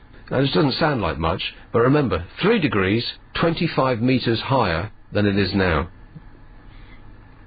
That'll be warmer than it's been for 500,000 years, and many things could become unstoppable. If we are to stop that, we can't wait for new technologies like capturing emissions from burning coal. We have to act with what we have. This decade, that means focusing on energy efficiency and renewable sources of energy that do not burn carbon. We don't have much time left, says the director of the NASA Goddard Institute for Space Studies in New York, President George Bush's top climate modeler, who the American government tried to prevent telling us this. In other words, he's really got something there. Isn't that shocking? And your reaction is probably, oh yeah, well, so what? And that's exactly what the politicians are hoping for. Because if we've got 10 years, then we are screwed. We might as well buy a snorkel now. In 10 years' time, your house is going to resemble a swimming pool. And if you don't have planning permission, then the local authorities are going to come around and knock it down. 25 metres higher means that London won't be livable in anymore. And we're hearing absolutely nothing about it. All everybody's talking about is this woman who lost a race by lying on a tea tray and zooming down a tunnel at 90 miles an hour, which is not even a sport. I don't really get that. Lying down is not a sport. Anything that you can do if you're fat is absolutely not a sport. Is it, Lucy? Anything you can do what? Just say yes. Yes, there you go. absolutely. I agree. I mean, you might as well make falling out of a building an Olympic sport. Anyway, nobody cares about any of that, so let's go with Notting Hill. Is Mandy. Hi. Mandy. Hi, how are you? That's not Mandy, this is the kid before. I'm having problems with the machine. Can you do it for me? Is that a yes? No ping response was received from the server by the client. Reconnecting to the server, it says.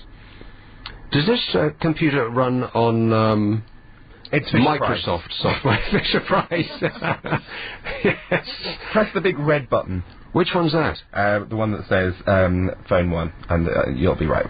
Phone 1. Hey, Mandy. Hello, Nick. Can I fly you? Can you hear me now? I can, yes. You're coming through loud and clear. Good, good. How are you? All right. How's your voice keeping up now? Well, there are signs that it's going. Oh, no. Is it time for another speak? You're only supposed to suck one of those every... Oh, no, we've got an engineer coming in. He's looking worried. Is anyone really... He's stabbing blindly at the screen. What's the prognosis? It's not good, Nick. It's not good. No, we'll be going off the air any time now. It could just be you for the rest of the evening. Well, then we are in trouble. So anyway, Mandy, what's up? Well, I just want to say that I completely agree with your cheese and onion crisp and chocolate thing. Isn't that fantastic? Yes. Oh, yum. Here's another one for you. What? Fried egg and jam sandwiches. Yeah. And here's another one. Mushrooms and black pudding. Well, as someone who doesn't really eat meat, black pudding is beyond the pale for me. What's that, congealed blood? It doesn't sound too appetising, no. It's nice, though. What about crisps and bread? Well, yeah, crisp sandwich, of course. Yes. You'd have to be out of your mind not to like a crisp sandwich. No, that's good. What about, what's it called? Marmite and jam. That's a good one. Oh, what? In a sandwich, that's really tasty. Marmite and jam? Yes. Or are you one of those Marmite haters? I eat Vegemite. For some reason, I just can't stand Marmite, but Vegemite is right up my street. They both taste kind of the same to me. Yeah, you'd think that you like one, you like the other. Maybe I should revisit it. I think probably Marmite was... I have a psychological aversion to it because it was one of those things that that was foisted upon you in your youth. So when was the last time you ate it? Well, probably in my youth, which was, about, 60 years ago. Okay. You should try it again then, because you never know, your taste buds change over the years.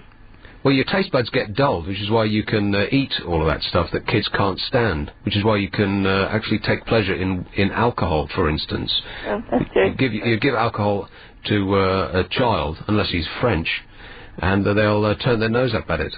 I liked it. Well, perhaps that explains a lot, Mandy. And what did you do when you grew up? We'll keep that a secret. Just between you and me? Yeah. Hanging around the streets of Notting Hill asking people if they want any business. Am I even close? I'll take that as a no. Good. All right, thanks a lot, Mandy. Okay, thank you. Speaking of food, have we got long enough to do this? This was in the Telegraph today. I wonder if I'm allowed to read what was written in the Telegraph today. Let's find out. Southern Chinese are said to eat anything that has legs except a table. The Queen has enjoyed the dubious fruits of this proud feature of Chinese culture. In 1986, on a state visit, she was served sea slugs at the Great Hall of the People in Beijing, which is presumably forbidden to the people. No expensive restaurant worth its name fails to offer shark's fin soup and abalone. That is a bird's nest soup. Do you know what bird's nest soup is, Lucy? You've heard of it, though, right? I've never heard of it. I can't hear you, dear. No, never heard of it. Bird's nest soup? No, what is it? It's a delicacy. You must have heard of it. No. Has Gary heard of it? No. Oh, come off it. You need What to get is out it? more. Bird's nest soup. Well, I've heard of it, and I know that it's a very expensive delicacy, but I previously didn't know exactly what it was. I sort of got it in my mind that, I don't know, they steam a bird's nest and... Imagine shredded wheat. Right.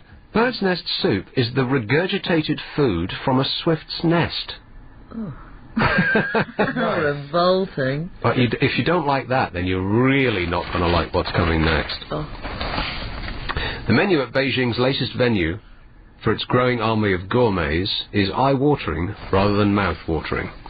China's cuisine is renowned for being in your face, from the skinned dogs displayed at food markets to the kebabbed scorpions sold on street stalls, and there is no polite way of describing a word that I can't pronounce. Guolizhuang. Situated in an elegantly restored house beside Beijing's West Lake, it is China's first specialty penis restaurant. What? Here, businessmen and government officials can sample the organs of yaks, donkeys, oxen, and even seals. I knew this stuff would come in useful eventually. In fact, you have to, since they form part of every dish except those containing testicles. In China, you are what you eat, and the Daily Telegraph's nutritionist said the clients were mainly men eager to improve their yang. I get about 50 emails a day inviting me to buy a product that will improve my yang, which is apparently the Chinese word for virility. You'll be pleased to know. Actually, that is a source of irritation to me. My email account remained virginal and pristine for a good few years, and then recently, I do get literally 50 emails a day, at least, all of which are for something called Cialis soft tabs. What are they? And if they're not for them, there's another 50 in my inbox that says, lusty hot babes are waiting for you now. And, in fact, I'm going to bring in the subject lines, because they're beyond belief, actually. Tomorrow, I'll bring them in and I'll read them out, or what small parts of them I can. Anyway, back to the restaurant, eh? Some dishes appear unexceptional, such as the simple goat penis, sliced, dipped in flour, fried, and served skewered with soy sauce. But the restaurant also has its showpieces. You're shaking your head and you're screwing up your eyes. Showpieces such as the elegantly named head crowned with a jade bracelet, provided by horses from the Western Muslim region of place I can't pronounce, for £20 a portion, or dragon in the flame of desire, which is yak, steamed whole, fried and flambéed for £35. For beginners, Miss Zhu, the waitress, recommends the hot pot, which offers a sampling of what the restaurant has to offer: 6 types of penis and 4 of testicle, boiled in chicken stock. Oh, God. The waitress said, I did find it embarrassing at first, and sometimes the customers take advantage by asking me rude questions. No kidding. I thought I was brave to have it last night. To quote Apocalypse Now, I love the taste of... Oh, never mind. London's LBC 97.3.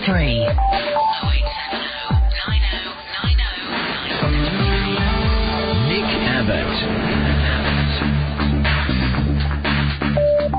Hey, Mandy. Hi. You're in Northampton, but you know that. Yes. Not for long. Not for long. I exchanged contracts today. Did you? Oh, you've had to deal with estate agents, have you? No, solicitors. Yeah, both. And how was your experience of estate agents? Oh, they were fine. You're joking. No. They were fine. Honestly. How long did it take to sell? Not that long, but Christmas came in between. But I'm out of here. I'm not a Northampton girl. I told you last week, Nick. I'm a Northampton. Oh, hey, you were the first caller I had last week. Yes. Yeah, bless you. I've got to tell you something. You really oiled the wheels on this show. Yeah, but can I tell you something? Yes. I've got the sack. Really? Okay, shall we recap? Not for what I said to you. Mandy is a sensual telephone operator. Can we put it like that? Yes. Men call you up and say, well, they don't say much. They want you to say perverted and disgusting things at them. I don't say much either. For money. Yeah. Oh, one of them asked me, how much do you get for this? And I said, not a lot. Well, I asked you that last week. You said 16p a minute. No, but unfortunately, the company I work for were listening to that call. They were not. They were, because they sacked me. After 41 months. So what kind of severance pay did you get? No, I'm self-employed. But I'm moving, and where I'm moving to, I'll get a proper job. A proper job? Yeah. Like what, for instance? Office job. Like a normal person. And how's your dictation? You're cheeky. But that's not why I rang. I rang to say that it's good to hear you back and your voice sounds better. It is going though, isn't it? It is been going, yeah, that's right. Hear that? I'm a little more hoarse than I was at the start. Don't mention horses after Yeah. that line. Thank you. Yeah, no more horses. My voice is going now. I'm going to disagree with you tonight. Unfortunately. About what? First of Disagree with me? What? Yeah. First of all, when you're playing James Blunt, you're playing the wrong track. Because there's one track on his CD that is brilliant. Oh, right, yeah. Yeah. Oh, right, yeah. Yeah. There's one... See, now that says it all. There's one track... Wait a minute. You just said there's one track on his album that's brilliant. I mean, that doesn't that say it all? The album, the CD is brilliant. Mm-hmm. Call it an album. That dates me, doesn't it? The CD is brilliant, but there's one particular song that makes me cry. It all makes me cry. I know, because you don't like it. And he was very gracious in his recipient, when he was the recipient of his Brits. He was really not abnormal, very normal. I can't talk, can I? I don't even drink. Well, that's the problem. It's just so normal. I mean, you don't want to listen to normal music. You want to listen to music with a bit of spunk, Mandy. No, don't mention that word. This isn't one of those calls. And I adore, and if I don't watch it, tape it, or watch it on E4 more, Deal or No Deal. I know. Okay, why? I mean, please explain it to me. That's the most nothing show I've ever seen in my life. A guy comes on, he opens the box, he gets the money, and that's the end. There's no questions to ask, there's no nothing. It's fun. Don't you have any fun in your life? Well, not by watching that programme. What's fun about that programme? This is very good. Come on, you're a bloke. The only reason that programme is successful is because of Noel Edmonds. Yeah, but they've taken over, apparently. They've got more viewers now than Richard and Judy. You see, that's just ridiculous. Yeah, because that's a good programme too. Well, Richard and Judy actually has content. Yeah, but I'm happy from 3:30 because we've got Countdown, then Deal or No Deal, then Richard and Judy. Oh, you really need a job, Mandy, seriously. It's like straight away. I know. Get you out the house. Well, I'll move in 2 weeks, so I'm at the moment... Oh, my God, my voice is going. Huh. At the moment, my task is to pack my stuff up. See, it's a shame that you got fired because, you know, when your voice is going, you sound really sexy. Do I? You could probably charge double. Well, funny enough, I've got an interview. This is weird. I straight away went on the old internet and... Well, there's no sex on the internet, is there? No. Looking for people who are looking for chat line operators. Found a company and they're phoning me on Tuesday at 2 o'clock for an interview. a trial run. We'll just see how you do. Yeah, I said, well, I've got a good hold time. I can hold them talking for a long time, which is what they want. And yeah. Blah, blah, blah. But, you know, it's good because you can log on and log off when you want. Is that a euphemism? What? Got Never mind. Whole time? No. Well, anyway, listen, Mandy, I wish you all the best with your move. It won't be very stressful, I'm sure. Oh, really? You didn't ask me where I'm moving to. Where are you moving to, Mandy? London Colney. Where? London Colney. Where? It's South St Albans. St Albans. That's further into London, yeah. St Albans. You have my sympathy. Why? It's very trendy. What, compared with Northampton? Anything is compared with Northampton. Exactly. I've never been out. Well, listen, give us a ring next week and tell us how it went, all right? You're not there next week. Exactly. This is LBC. Nick Abbott. Oh, hey, that's me, isn't it? That's going with one in Vauxhall, if I can get this screen to do what I want it to do. No, I can't. Can you do it for me? Thank you so much. Oh, wait. Is that a no? Hey, Michael. Yes. Finally, we got there. Good evening. How are you? Not too bad. I'm a first-time caller. I don't normally call in on these things. Well, you don't ever call in on these things. If you're first. Not ever. Right. No, because, well, at this time of the night, the people that normally come on are rather stupid, but... Drunk, that sort of thing. Pardon? Drunk. Yeah. But then I was going to Sainsbury's and I heard you... Without mentioning any brand names, that's excellent. Sorry. Yes, Sainsbury's, yes, you say. I went to a supermarket and I just heard you say some things which was, like, rather refreshing. The truth for a change. And when I came back in, I put you on to my laptop.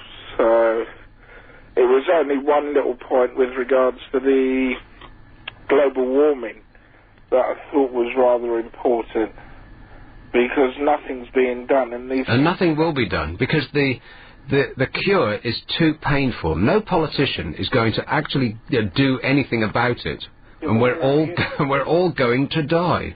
I think that's even if it was we're all going to be under 25 metres of water next year, they still wouldn't do anything about it, because all of the like you and me and the proles out there don't want to face up to what we're going to have to do to prevent this happening. But there's nothing that we can do, and there's nothing that we will do about it. Whatever's going to happen is just going to happen, and no one will do anything about it. I absolutely guarantee that.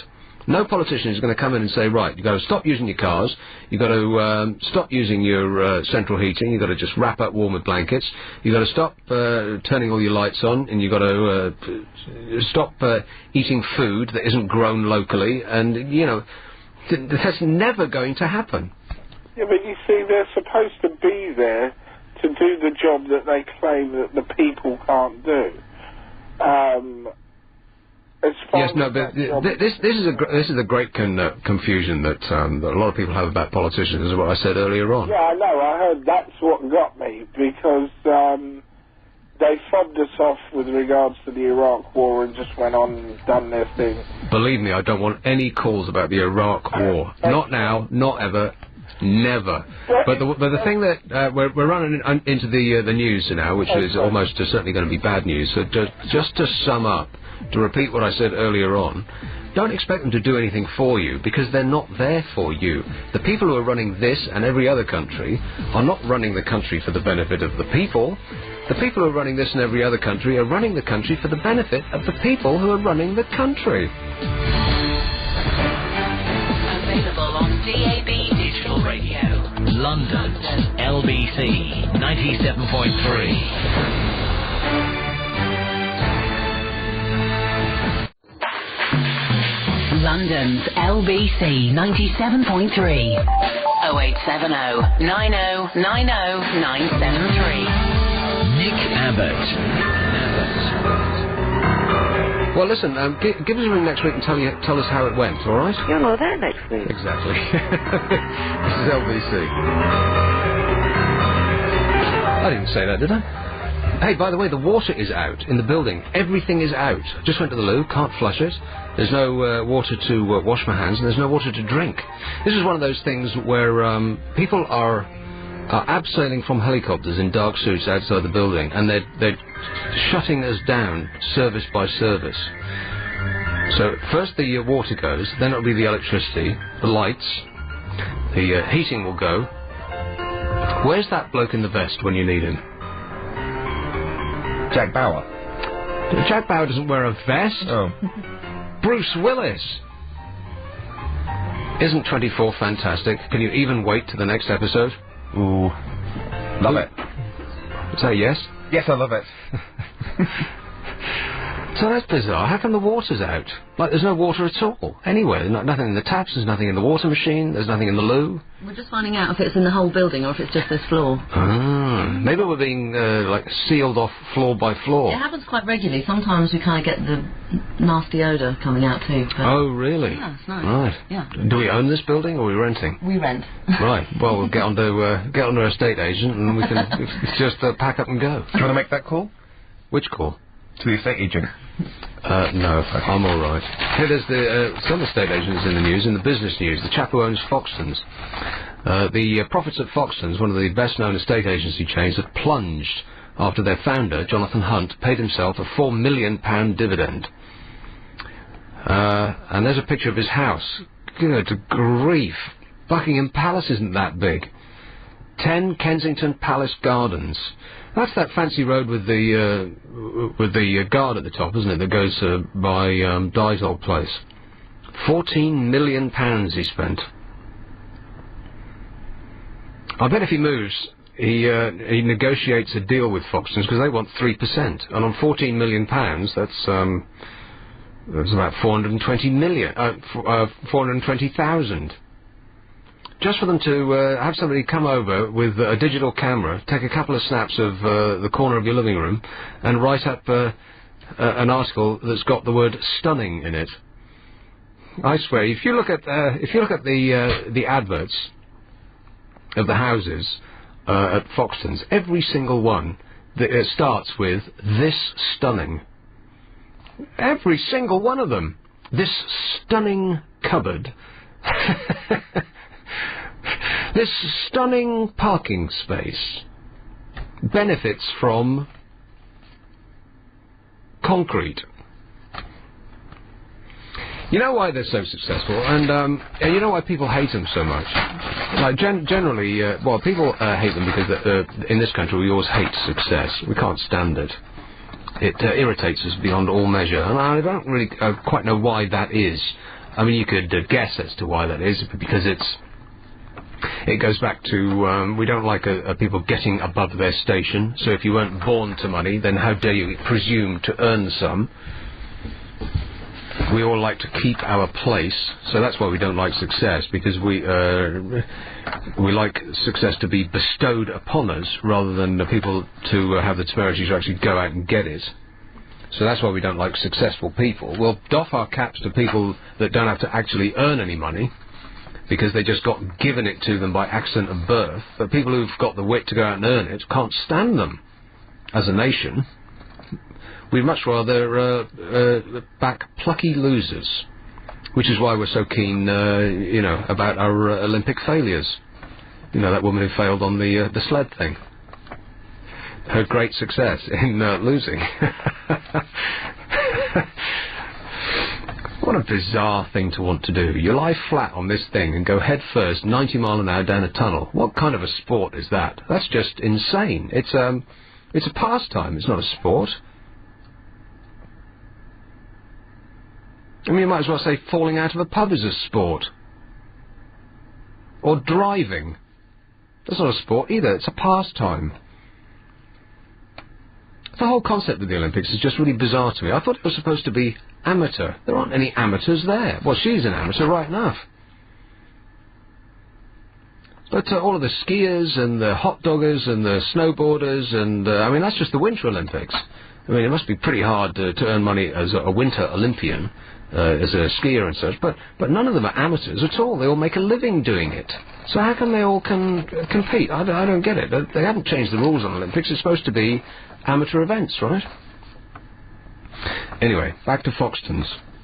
They're the company that made Mini Coopers uncool. You remember when Mini Cooper came out and everybody wanted them? It was just the cutest thing on the road, but the second cutest thing on the road. The cutest was the VW Beetle, but so many people had said it was such a dreadful ride that you thought, well, it looks nice, and it kind of reminds me of, you know, you kind of get a warm, nostalgic feel. You almost wanted to see the nuclear power no thanks sticker in the back of the VW. But when they introduced the flower holder by the driver's seat, it kind of underlined that it's a girl's car, and men won't buy girls' cars. But the Mini came out, and that was kind of butch. It looked like a Mini, but it was bigger and wider, and it was great. And then Foxtons came along and bought every Mini on the road and covered them in garish green paint.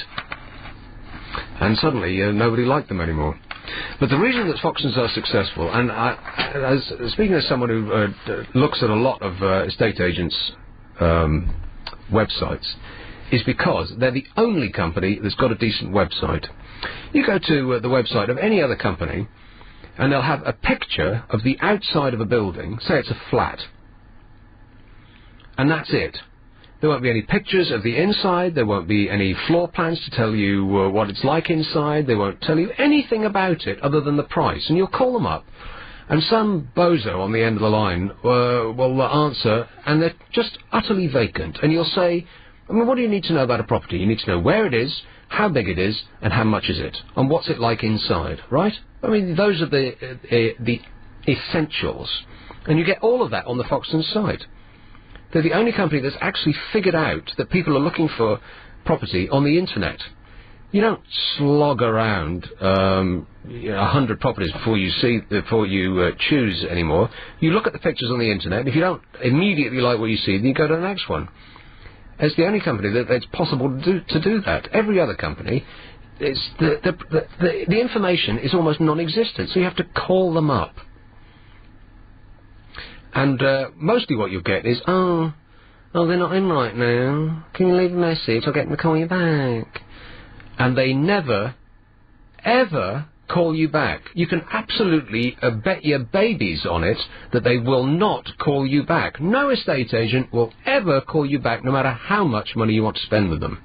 And we're talking about gigantic amounts of money. Even if you're starting at the bottom of the property ladder, even if you've only got 50 grand to spend, I know that people are laughing out loud about that, and you can barely afford a shoe cupboard for 50 grand.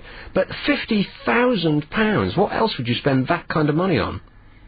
I mean, almost nothing else, unless you want to go insane and buy a second-hand Aston Martin. So even people who've got no money in the housing market, who, when they tell an estate agent what they've got to spend, the estate agent will laugh out loud. Even then, even those people are spending huge amounts of money, so you'd expect some kind of service, some sort of information as to what it is. Somebody to call you back because you want to spend money with them. But they don't, ever. And I think the reason that they don't is because we let them get away with it as an industry in general. They can be as bad and incompetent as you like. And you can be any kind of fool. You just got to put the word estate agent up outside your shop and you will start to make money. Anyone can do it. But like I said, Foxtons are so successful because they give you the information that you actually want. If you finally get somebody who's been to the apartment or knows something about it on the phone, you'll say, well, how many square feet is it? Because that's how they determine how much a property is going to cost. What the inside is like, the fit and the finish, is, some of it, but mostly it's per square foot. You want to buy a property in Belgravia or Knightsbridge, in the best streets, it's £1,000 a square foot. If you want to buy a property in one of the terraced houses in Wandsworth, it's £400 a square foot, and everything in between. That's how they work it out. And so you'll ask them, because it doesn't say on their website, because it's just a grainy picture taken on a bad camera of the outside of a property, how many square feet is it? And they'll say, I don't know really. Right. Well, how many bedrooms has it got? It doesn't say here. It's as though you walk into a shop that's completely bare, and the proprietor of the shop comes to you and says, we've got something here. And you say, oh yes, what is it? So, I've got no idea. Do you want it?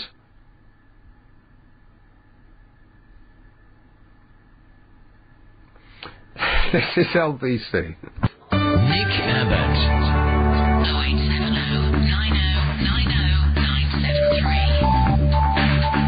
Let's go to the M3. Hello, Emil. Hello, Nick. Emil. Yes. What's up, Emil? What's up? James Yeah. Blunt. Yes.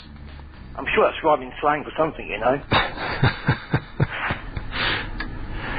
His parents. Hello? Yes. They shoot with my stepsons. His parents shoot, what, small Animals, birds, anything they can find. Right. Well, they're more dreadfully than posh, I expect. Oh, extremely posh. Extremely. Probably nice people. Probably not. What, because they shoot small things? Well, they shoot big things as well. Right. A bit like Mr. Dick Cheney. Yes, Dick, but you can call him Dick Cheney, yeah. Oh, indeed, I will, sir. Music. Bands. At the moment. It's like having a conversation with a telegraph, isn't it? It's like you're all punctuation.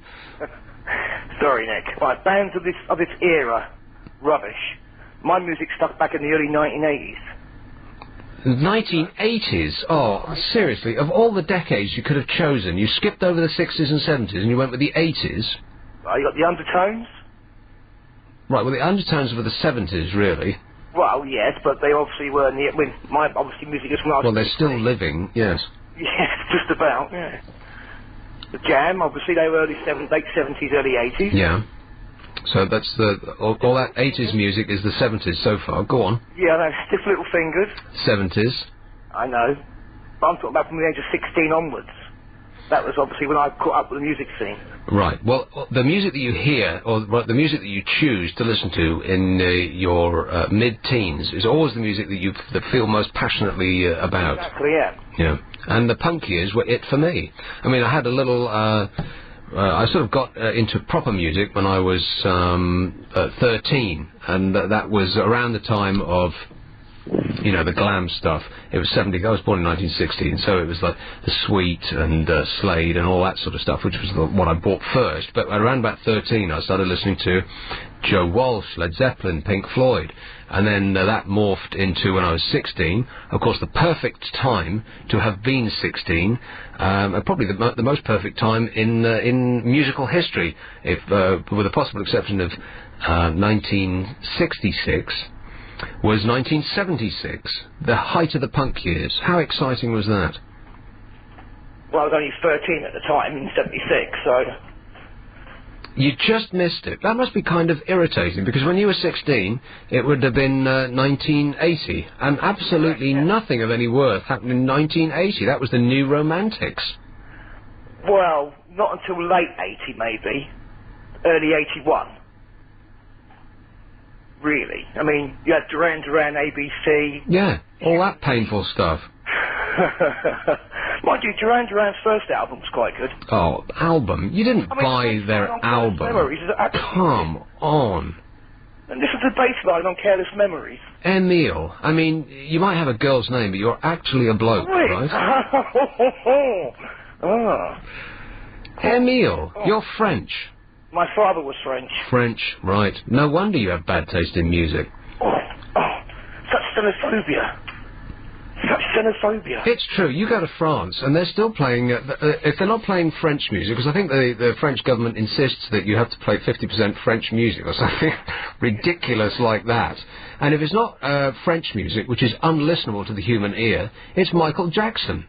Well, on the other side of the scope, my mother was Irish, and what have we got from that side? Daniel O'Donnell. And, No, thank you.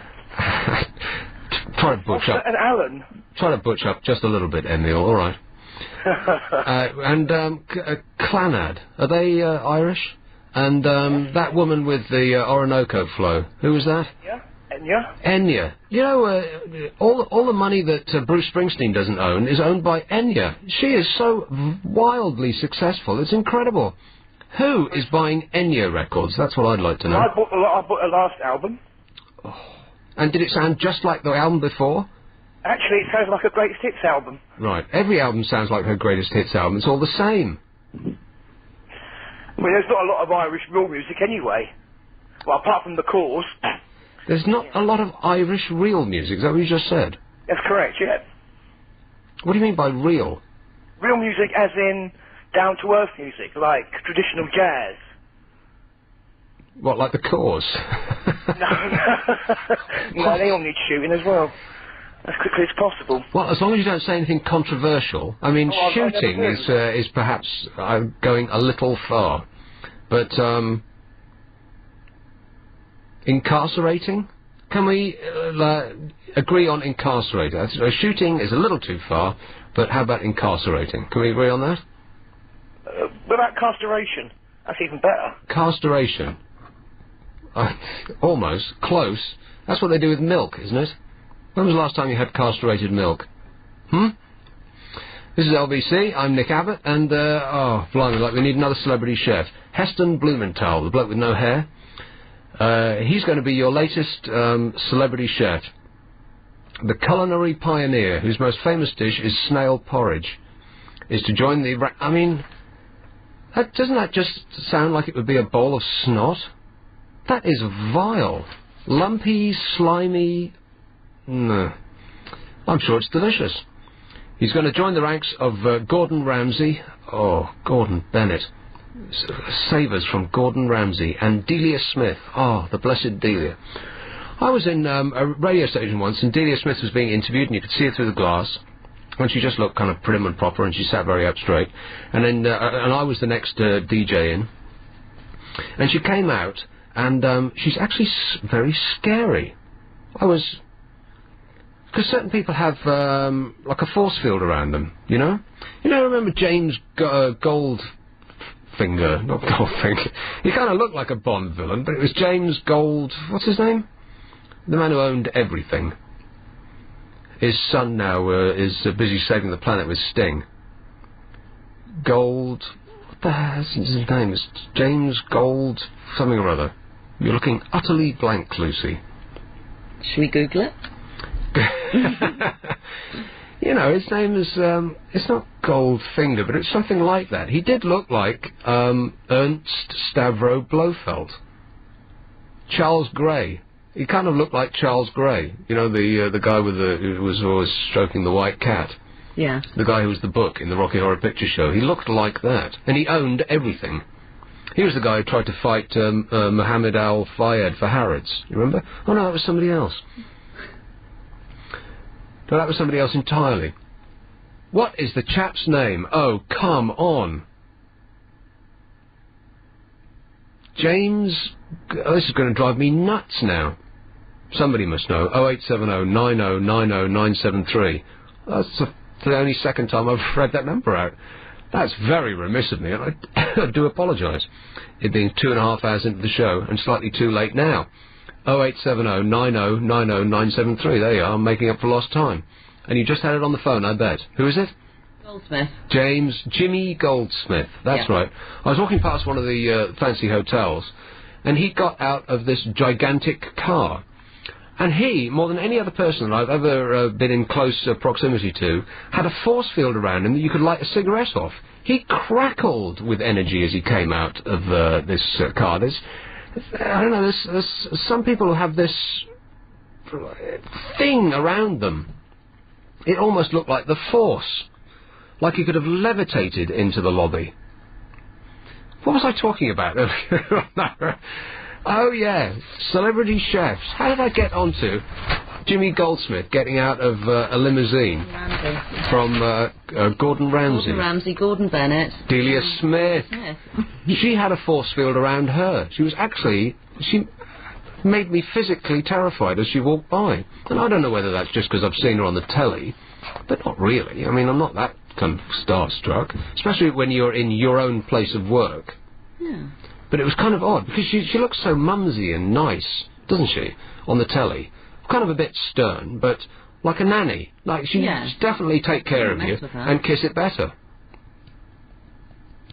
Well, I wouldn't mess with her at all. Anyway, This Heston Blumenthal bloke is going to be your next TV chef. He's going to be in your face all the time. Rather than teach the public how to make his signature experimental dishes, such as green tea and lime mousse in liquid nitrogen.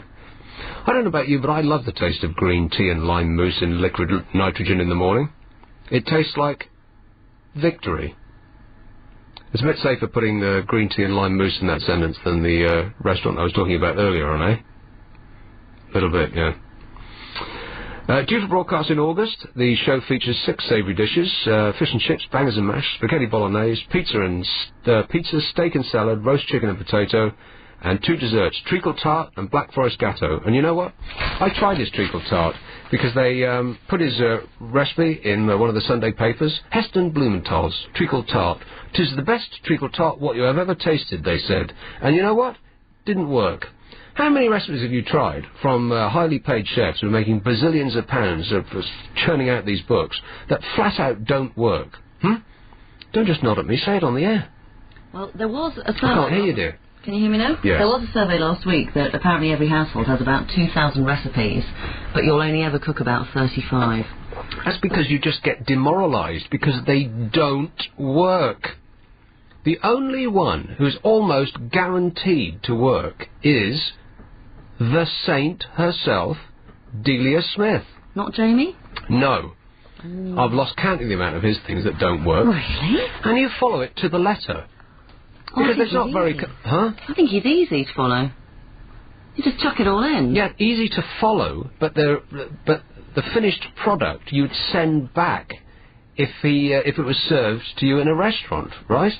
I mean, you go through all of that grief, all of that cooking from scratch stuff, so that it will actually taste better than that dire plastic crap they serve in boxes from supermarkets, yes? Mm-hmm. I won't buy that stuff now, because no matter what the picture's like on the front cover, no matter what the salivating description of the product is, it always tastes like cardboard. You might as well eat the box it comes in. So you go through all of that chopping and slicing and dicing and sautéing and reducing and all of that, just so that it will be as though you'd bought it in a restaurant. And it never is. Ever. With one exception. I made the most fantastic dessert that humankind has ever experienced, and it's so easy and relatively cheap, and people are stunned. Would you like me to tell you what it is? Yes. I'm going to tell you tomorrow. Oh. Can't you tell us now? No, it's a chocolate type of pudding. Ooh. And it is... I don't believe I've ever eaten anything better. And you'll serve it in your dinner party, and people will be stunned. London's LBC 97.3.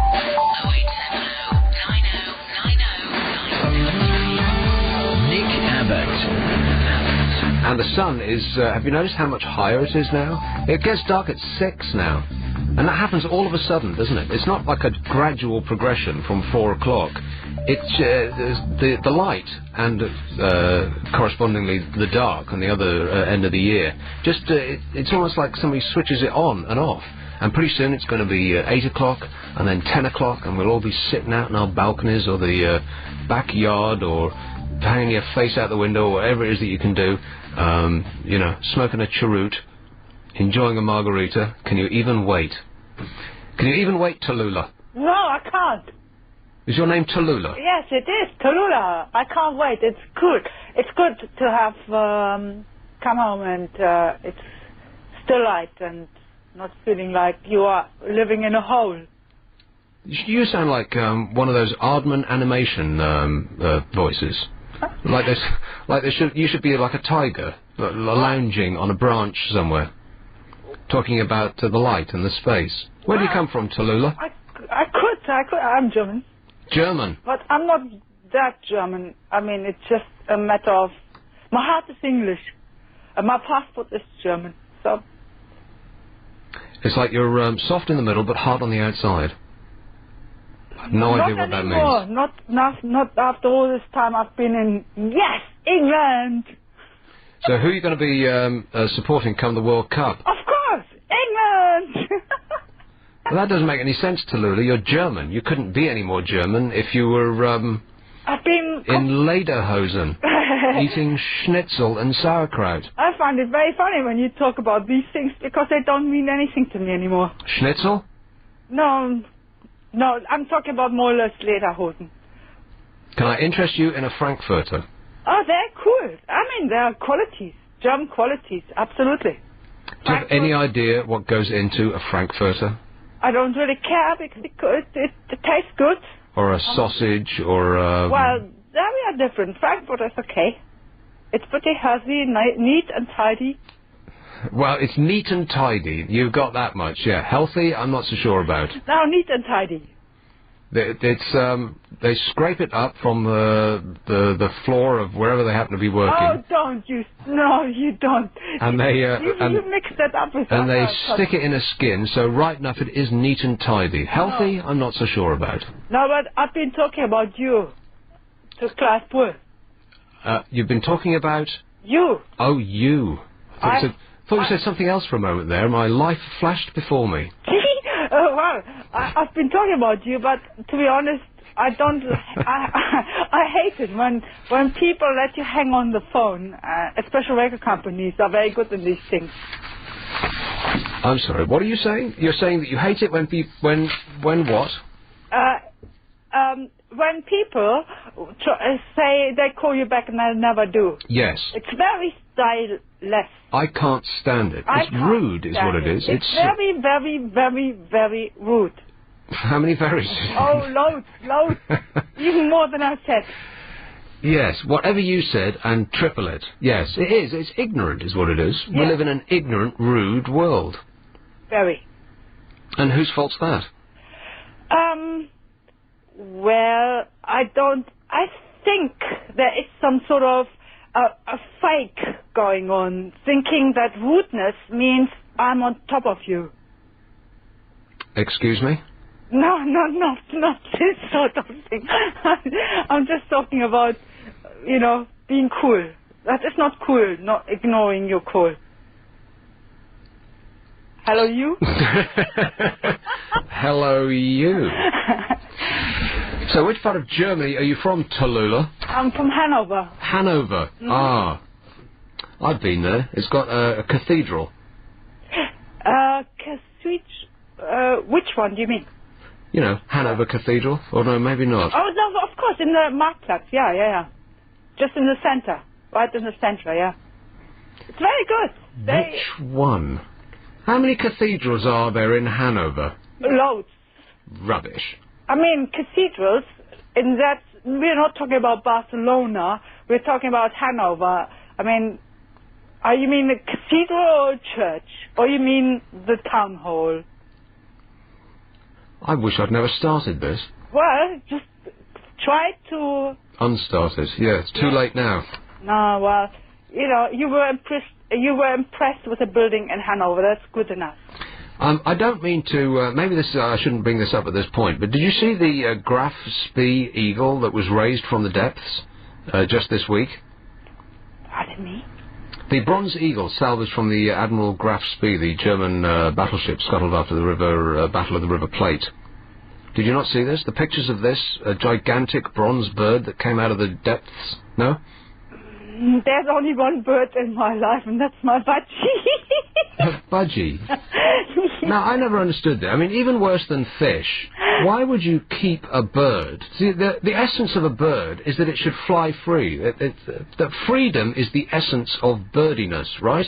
So the last thing in the whole wide world that a bird wants is to be put in a cage. Why would you do that? Oh, no, he flies freely. In your house?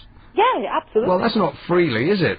Oh, yeah. And then he comes out with me on my scooter, and he looks freely out of his little travel bag into the world.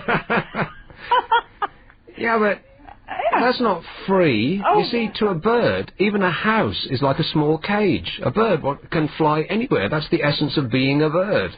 I mean, at least fish have no memory, or so we have been led to believe. Well, I bet I come on top of everyone so far who gives a bird who could be eaten by an eagle the freedom of his lifetime. going shopping, coming with me to the dentist, and... Yeah, but it's not perched on your shoulder as you're riding down the street, is it? It's in a cage. It's a nice see-through travel bag. Wonderful. A see-through travel bag. Yeah. So in other words, you're showing it freedom. It's like Amsterdam. It's like you're torturing this poor thing. No, it's like Amsterdam, those ladies who sit there, he just does it in his bag and said, hello you. What? I'm only catching some of what you're saying. And some of it sounds, well, some of it sounds unbroadcastable. But I know that you can't mean... I tried to join your show, basically. Yeah. Well, you've certainly done that. And all the best to you and your bird, Tallulah. Oh, thank you very much. Okay, and what do you say in Germany for bye-bye? Tschüssi. Ready? See what I said? Unbroadcastable. Auf Wiedersehen, pet. So anyway, this Graf Spee thing, this magnificent... Did you see the picture of this thing, this eagle that came out? It's just stunning.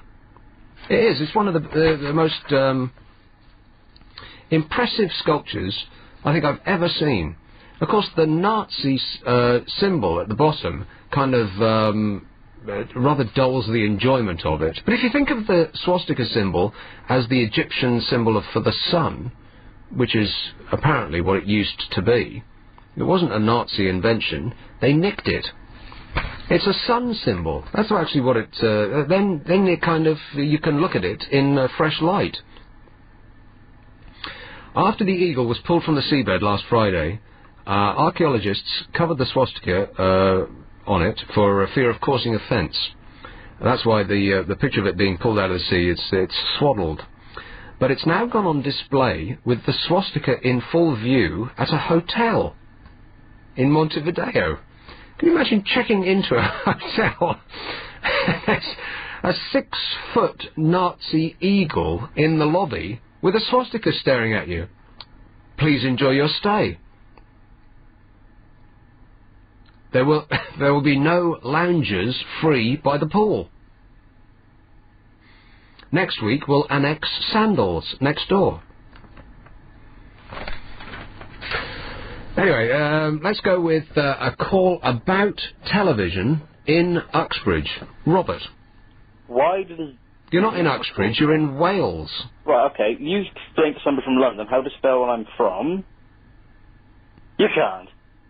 Wales. Rhondda. W-A-L. Yes. Wales is a population of 3 million people. Rhondda. I'll give it a go. R-H-O-N... Yeah? D-D-A. Well done. Whoa.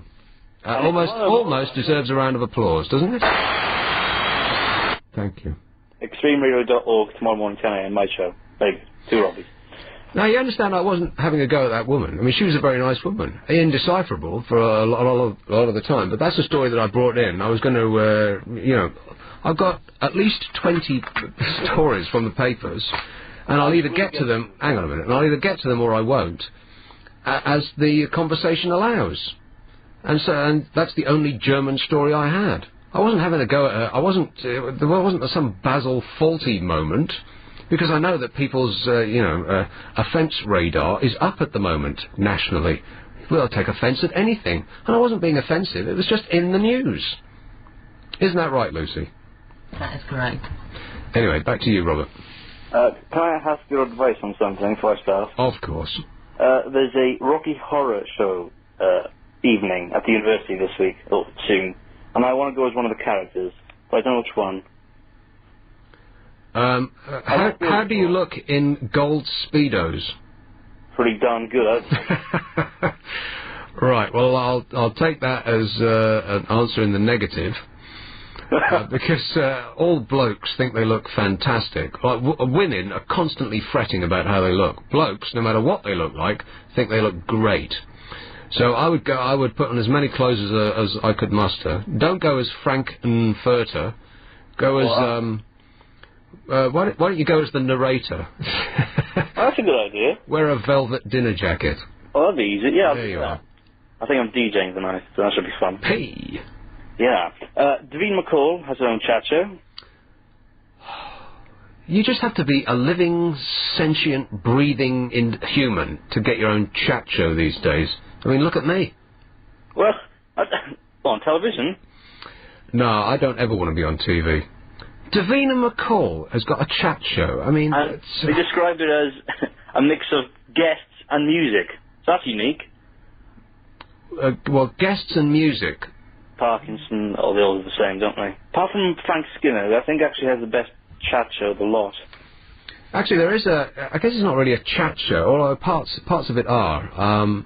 And it's American, and it's called The Daily Show with Jon Stewart. Jon Stewart, yeah. It's on More 4 or ITV4 or one of those channels on about 8:30 every day, and it's actually very good.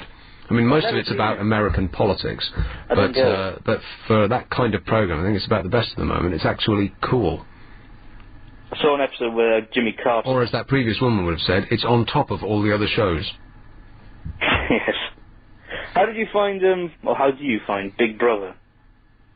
Doing your call related? Annoying? Entertaining? I've never watched Big Brother. I watched them entering the house of Celebrity Big Brother and hated myself for every second that I watched it the last time, because I just read so much in the papers. I thought I'd quite like to know who's going to be in, because the list that they released previously was so dire. I thought, this can't possibly be there must be some exciting last-minute guest. And George Galloway was it, I think. And you know what? What? He is an interesting character. Of all the people that I can think of in this country who should have a talk show, I think George Galloway has got to be number one. Somebody in this business should give George Galloway his own talk show. As soon as he gets driven out of the Houses of Parliament, which can't be too far away, he should definitely go into radio or television. As well, I think radio would probably suit his physiognomy better. And somebody should give him his own chat show. He should be hilarious. Somebody should definitely go to their own chat show is John McCririck. No, he's just repellent. Oh, he's fantastic. He isn't. Oh, he's really, he's not awful. He's a brilliant man, very funny, and he knows he's bad. Funny? Yeah. He is not funny. He's just, I'm gagging even thinking about it. How on earth does that man become a television star? I mean, it's just repellent. How can you even look at him? I watched an episode of Trisha once, and he was invited on as a guest to comment on. Well, there's another one I don't get. Trisha. That's rubbish, yeah. But it was very funny in describing the women as fat and ugly, and just take a look at the man himself. But he's very funny. Some of the lines he comes out with, unbroadcastable, are hilarious. Give it a go if you want. No. Best not. Yeah, but the best thing on television at the moment, apart from Shameless, is of course Harry Hill's TV Burp. The bloke with the big collars. Do me a favour. Yeah, get over Harry Hill, because I don't particularly like him, but his TV Burp is hilarious. Have you ever seen it? No, I just can't abide Harry Hill. The guy's not funny. There are so many British comedians who aren't funny. I've lost count of the amount of British stand-up comedians who haven't got a funny bone in their body. Jimmy Carr? He's bad. Jimmy Carr. Yeah, there's one. You can't turn on the television without seeing Jimmy Carr's puffy face. He was booed off stage the other night. Well, I'm not remotely surprised. he made the mistake of turning up at a comedy event, probably. No, not many good stand-up comedians around anymore. No, there really aren't. I mean, can you think of one single British stand-up comedian who's made it to television who makes you laugh out loud? In fact, can you think of any British comedy that makes you laugh out loud? Little Britain doesn't do it. Let's nail that lie right now. Little Britain is not funny. They should realise how many series to stop. You know, 2 series of that would have been enough, but 3 and 4, whatever they're going to do. What are you saying, Lucy? Peter Kay? Peter Kay's quite amusing. Peter Kay. Which one's that? He's the fat bloke who had the... chap who did the film. You know what? He is actually funny. He is funny, yeah, okay, I'll give you that one. Thank you. 1. Any advance on 1? Mike Reed? Mike Reed? I assume you don't mean the guitar-playing DJ. No, I mean the guy who plays Frank Butcher in EastEnders. The one with the deep, gravelly voice. You know what I mean? Yeah, I do know who you mean. His catchphrase was, what was his catchphrase? Leave it out, or, I don't know, some... He released one of the... Being a student, I've discovered awful videos. He released a video in 1994 a pantomime, adult pantomime called, there was a take on Puss in Boots, shall we say. And I think that our minds are racing way ahead of you on that one. Nick Abbott. 08709090973. Can I interest you in a Frankfurter? That's a bit confusing for the listeners at home, don't you think? Because they think that I've just said, can I interest you in a Frankfurter? But that wasn't me at all. That was on tape. Maybe you should have, like, production around it. What do you think? Put thumbs up. People think I'm just talking to the wall. Say yes or no on the air. That's a very good idea. So that's a no then, is it? What's your name? Won't do it again. Jenny, where are you calling from? Hey, how are you? What, me? Yes, you. I'm very well, thank you. Very well indeed. I do apologise for putting you in it on Saturday. Oh, last. yes, that was almost a unique I felt very guilty experience, about that. wasn't it? Yes. They all know what we're talking about, do they? Well, last Saturday I came in and I thought I was all right because I was speaking fairly well at home, but as soon as I opened my mouth on the air, it was quite apparent that something dreadful was going to happen, and for the first time ever I had to give up a show halfway through. Well, I didn't even get halfway, did I? And the call came out to you. Yes. Please, we're drowning. Can you come and save us? Well, the first time the call came through, I was on the tube, so I had no idea. Huh. So that wasn't very good, but yeah, I got on as quickly as I could anyway. And hey, what's an extra hour? And you're doing 5 anyway. So Bill Buckley is coming in after 1 o'clock. Yeah. And what have you got? Well, we're going to carry on with something which we started last night, but we were so busy talking about biscuits. We did 5 hours on biscuits last night. That's an excellent topic. Thank you. Well, so the dear listeners seem to think, because they have... What is it about biscuits that you were talking? What weren't we talking about biscuits? Different varieties. You know what? The ones that I used to like as a kid were... That's the kind of thing we were talking about. Golf biscuits. We talked about golf. We tried to remember what illustration was on each of the wrappers of the different varieties. Because the thing with golf was not the biscuit itself, it was the way that you ate them. First of all, you had to nibble around the outside, because the chocolate came away from the biscuit quite successfully. And so you'd be left with a biscuit that was just chocolate on the top, which was about 1/4 of an inch chocolate on the top, and just the tiniest, almost like a laminate of chocolate on the bottom. And then came the tricky part, because it was nibbling the top of the chocolate off with your teeth. And if you could get it all off in one go, it was almost like winning the silver medal in the luge, or whatever it was that woman just did. Now, where were you when I didn't need you because we had so many calls, but where were you when this is what we were doing? And that wasn't the end of the operation either, because then you had to separate the 2 biscuit layers and lick the sort of, I don't know what it was probably all chemicals, but the spongy kind of creamy thing in between. And then you were left with 2 rather soggy and spit-covered biscuits, which were the least appetizing quite dull part on their own. On their own, yes. Yeah. And so you tossed them away and reached for another one, at which point your mother would slap the back of your I was hand going to say. and say, not before dinner. And don't waste food. Eat your club properly, or you won't get any more club. There's people in Ethiopia who would crawl over each other to have a spit-covered sandwich of biscuit. There was a thing in the magazine recently which said things to spot that teach you you're getting old, and one of them was maybe children should actually finish what's on their plate. And I thought, I'm starting to think that now. I'm getting old. No, I think that children shouldn't. I think children shouldn't eat half of what's on their plate because they're all too gigantically fat. But if they ate the proper things on their plate, I'm always assuming that they have parents who do put broccoli. I don't think such parents exist anymore on their plates. Well, plus it would probably be illegal. It would be abusing their human rights to make them eat broccoli. Well, it's an interesting thought, which we'll not be talking about tonight. Right. But we will be talking about the thing that we remember at the beginning of this conversation. I was saying it was about 3 hours ago now. Yes, because we talked so much about biscuits and then we went off down the side road. We didn't get very far with signs that are meant to make your life easier, but in fact baffle you and make it harder. My example being the signs in lifts with the 2 little triangles, one pair of which have the points facing away from each other. Yeah. Which either mean this makes the doors open or this makes the doors close. I always hit the wrong one by mistake, and the person that I'm trying to hold the door open for is looking daggers at me because it looks as though I want the lift all to myself. Yes. And you know the other one where the arrows point at each other, that means the opposite. And I can't quite ever remember until such time as the lift is shut by itself anyway. Then you just start stabbing buttons at random, yes. and you end up in the basement. Or having rung the emergency alarm. Yes. Yes. Somebody in Nottingham is asking you if you're all right. So like some disembodied voice. Or me or you. Well, it's the most amazing thing. If you hit one of those alarm buttons in lift, somebody actually does respond. Yeah, oh right, I've never done it, but yeah, it's incredible. It rings and then somebody answers. This voice from hundreds of miles away asks you if you're all right. I can't believe that they're connected to anything. We should be thankful. It's 5:02. Can I go, please? I've got to go and get all my stuff from downstairs. Ask me if I'm all right. Are you all right? And we've completely foxed the engineer. He's looking. Oh, there's no ad break.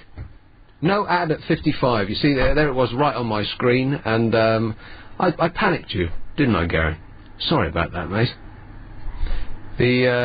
Every fibre of your body went into overdrive, didn't it? You started looking around, thinking, oh no, what does he want? Well, the answer's not on the desk in front of you. No. Are you calm now? Yeah, I'm fine. It's almost like one of those things where you think you're going to fall forward and you don't, but your body is in preparedness mode, and there's nowhere for all the little chemicals to go. Something like that, isn't it? It was that kind of feeling. Yeah. And it's all my fault. Let's have Louise in Barnsley. See if I can do her here.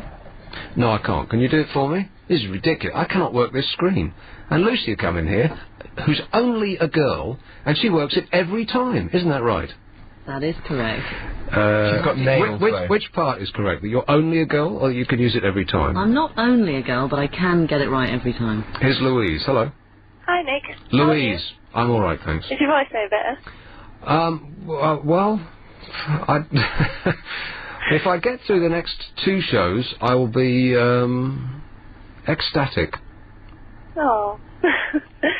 You need some honey. Yeah, honey. Yeah, I need to gargle and honey and there's all sorts of different things I should be doing. I haven't spoken a word barely all week, and I think I was just talking to Bill about this, and it's right. Doing a talk show, talking continuously for 3 hours, is something that blokes don't do. We barely say a word. We communicate mostly by grunting and scratching. And so to sit down here and talk continuously for 3 hours, I'm like a woman's lunch, all on my own. Oh dear. Because it's a truism that blokes have a certain amount of words to say a day. It's something like 1,000, and women have 5,000 words to say a day, and if they don't say them all, their heads are going to explode. That's why women talk their face off at each other, and men just barely exchange glances, let alone communicate verbally. And so it's a very unnatural thing for a bloke to do, is a talk show. So I'm using my voice. I think like an opera singer, I need to it's like a marathon runner, really. I should start with small sentences, and then in about a year's time I'll be able to talk for 3 hours. Right. Anyway, that's not why you called. Yeah, right. It's nice to hear you again. Thanks. I've missed you. I agree with you about James Bond. You're beautiful. Oh, just the way he says beautiful. It's rubbish, isn't it? Beautiful. There's an L in there. I don't understand why people like him so much. It's because he's bland. People like bland. He's the cornflake. Is that a brand name? He's the flaked corn of music. There you go. Yeah. He's a crispy puff. Maybe I should retract that. Yeah. I wouldn't say He is that. trained to kill, after all. Yeah. Oh, apparently he shoots, doesn't he? So anyway, Louise, so you think he's rubbish too? Yeah, there's nothing special about him, is there? At all? No. No. He can't pronounce his L's, and he should have stayed in the army. At least then he'd be doing the humankind some good. He'd be out there dealing justice instead of clogging up our ears with that. Oh, you need a syringe every time you hear his stuff. You need to go to the ENT ward just to get it all unplugged. Available on DAB Digital Radio. London's LBC 97.3.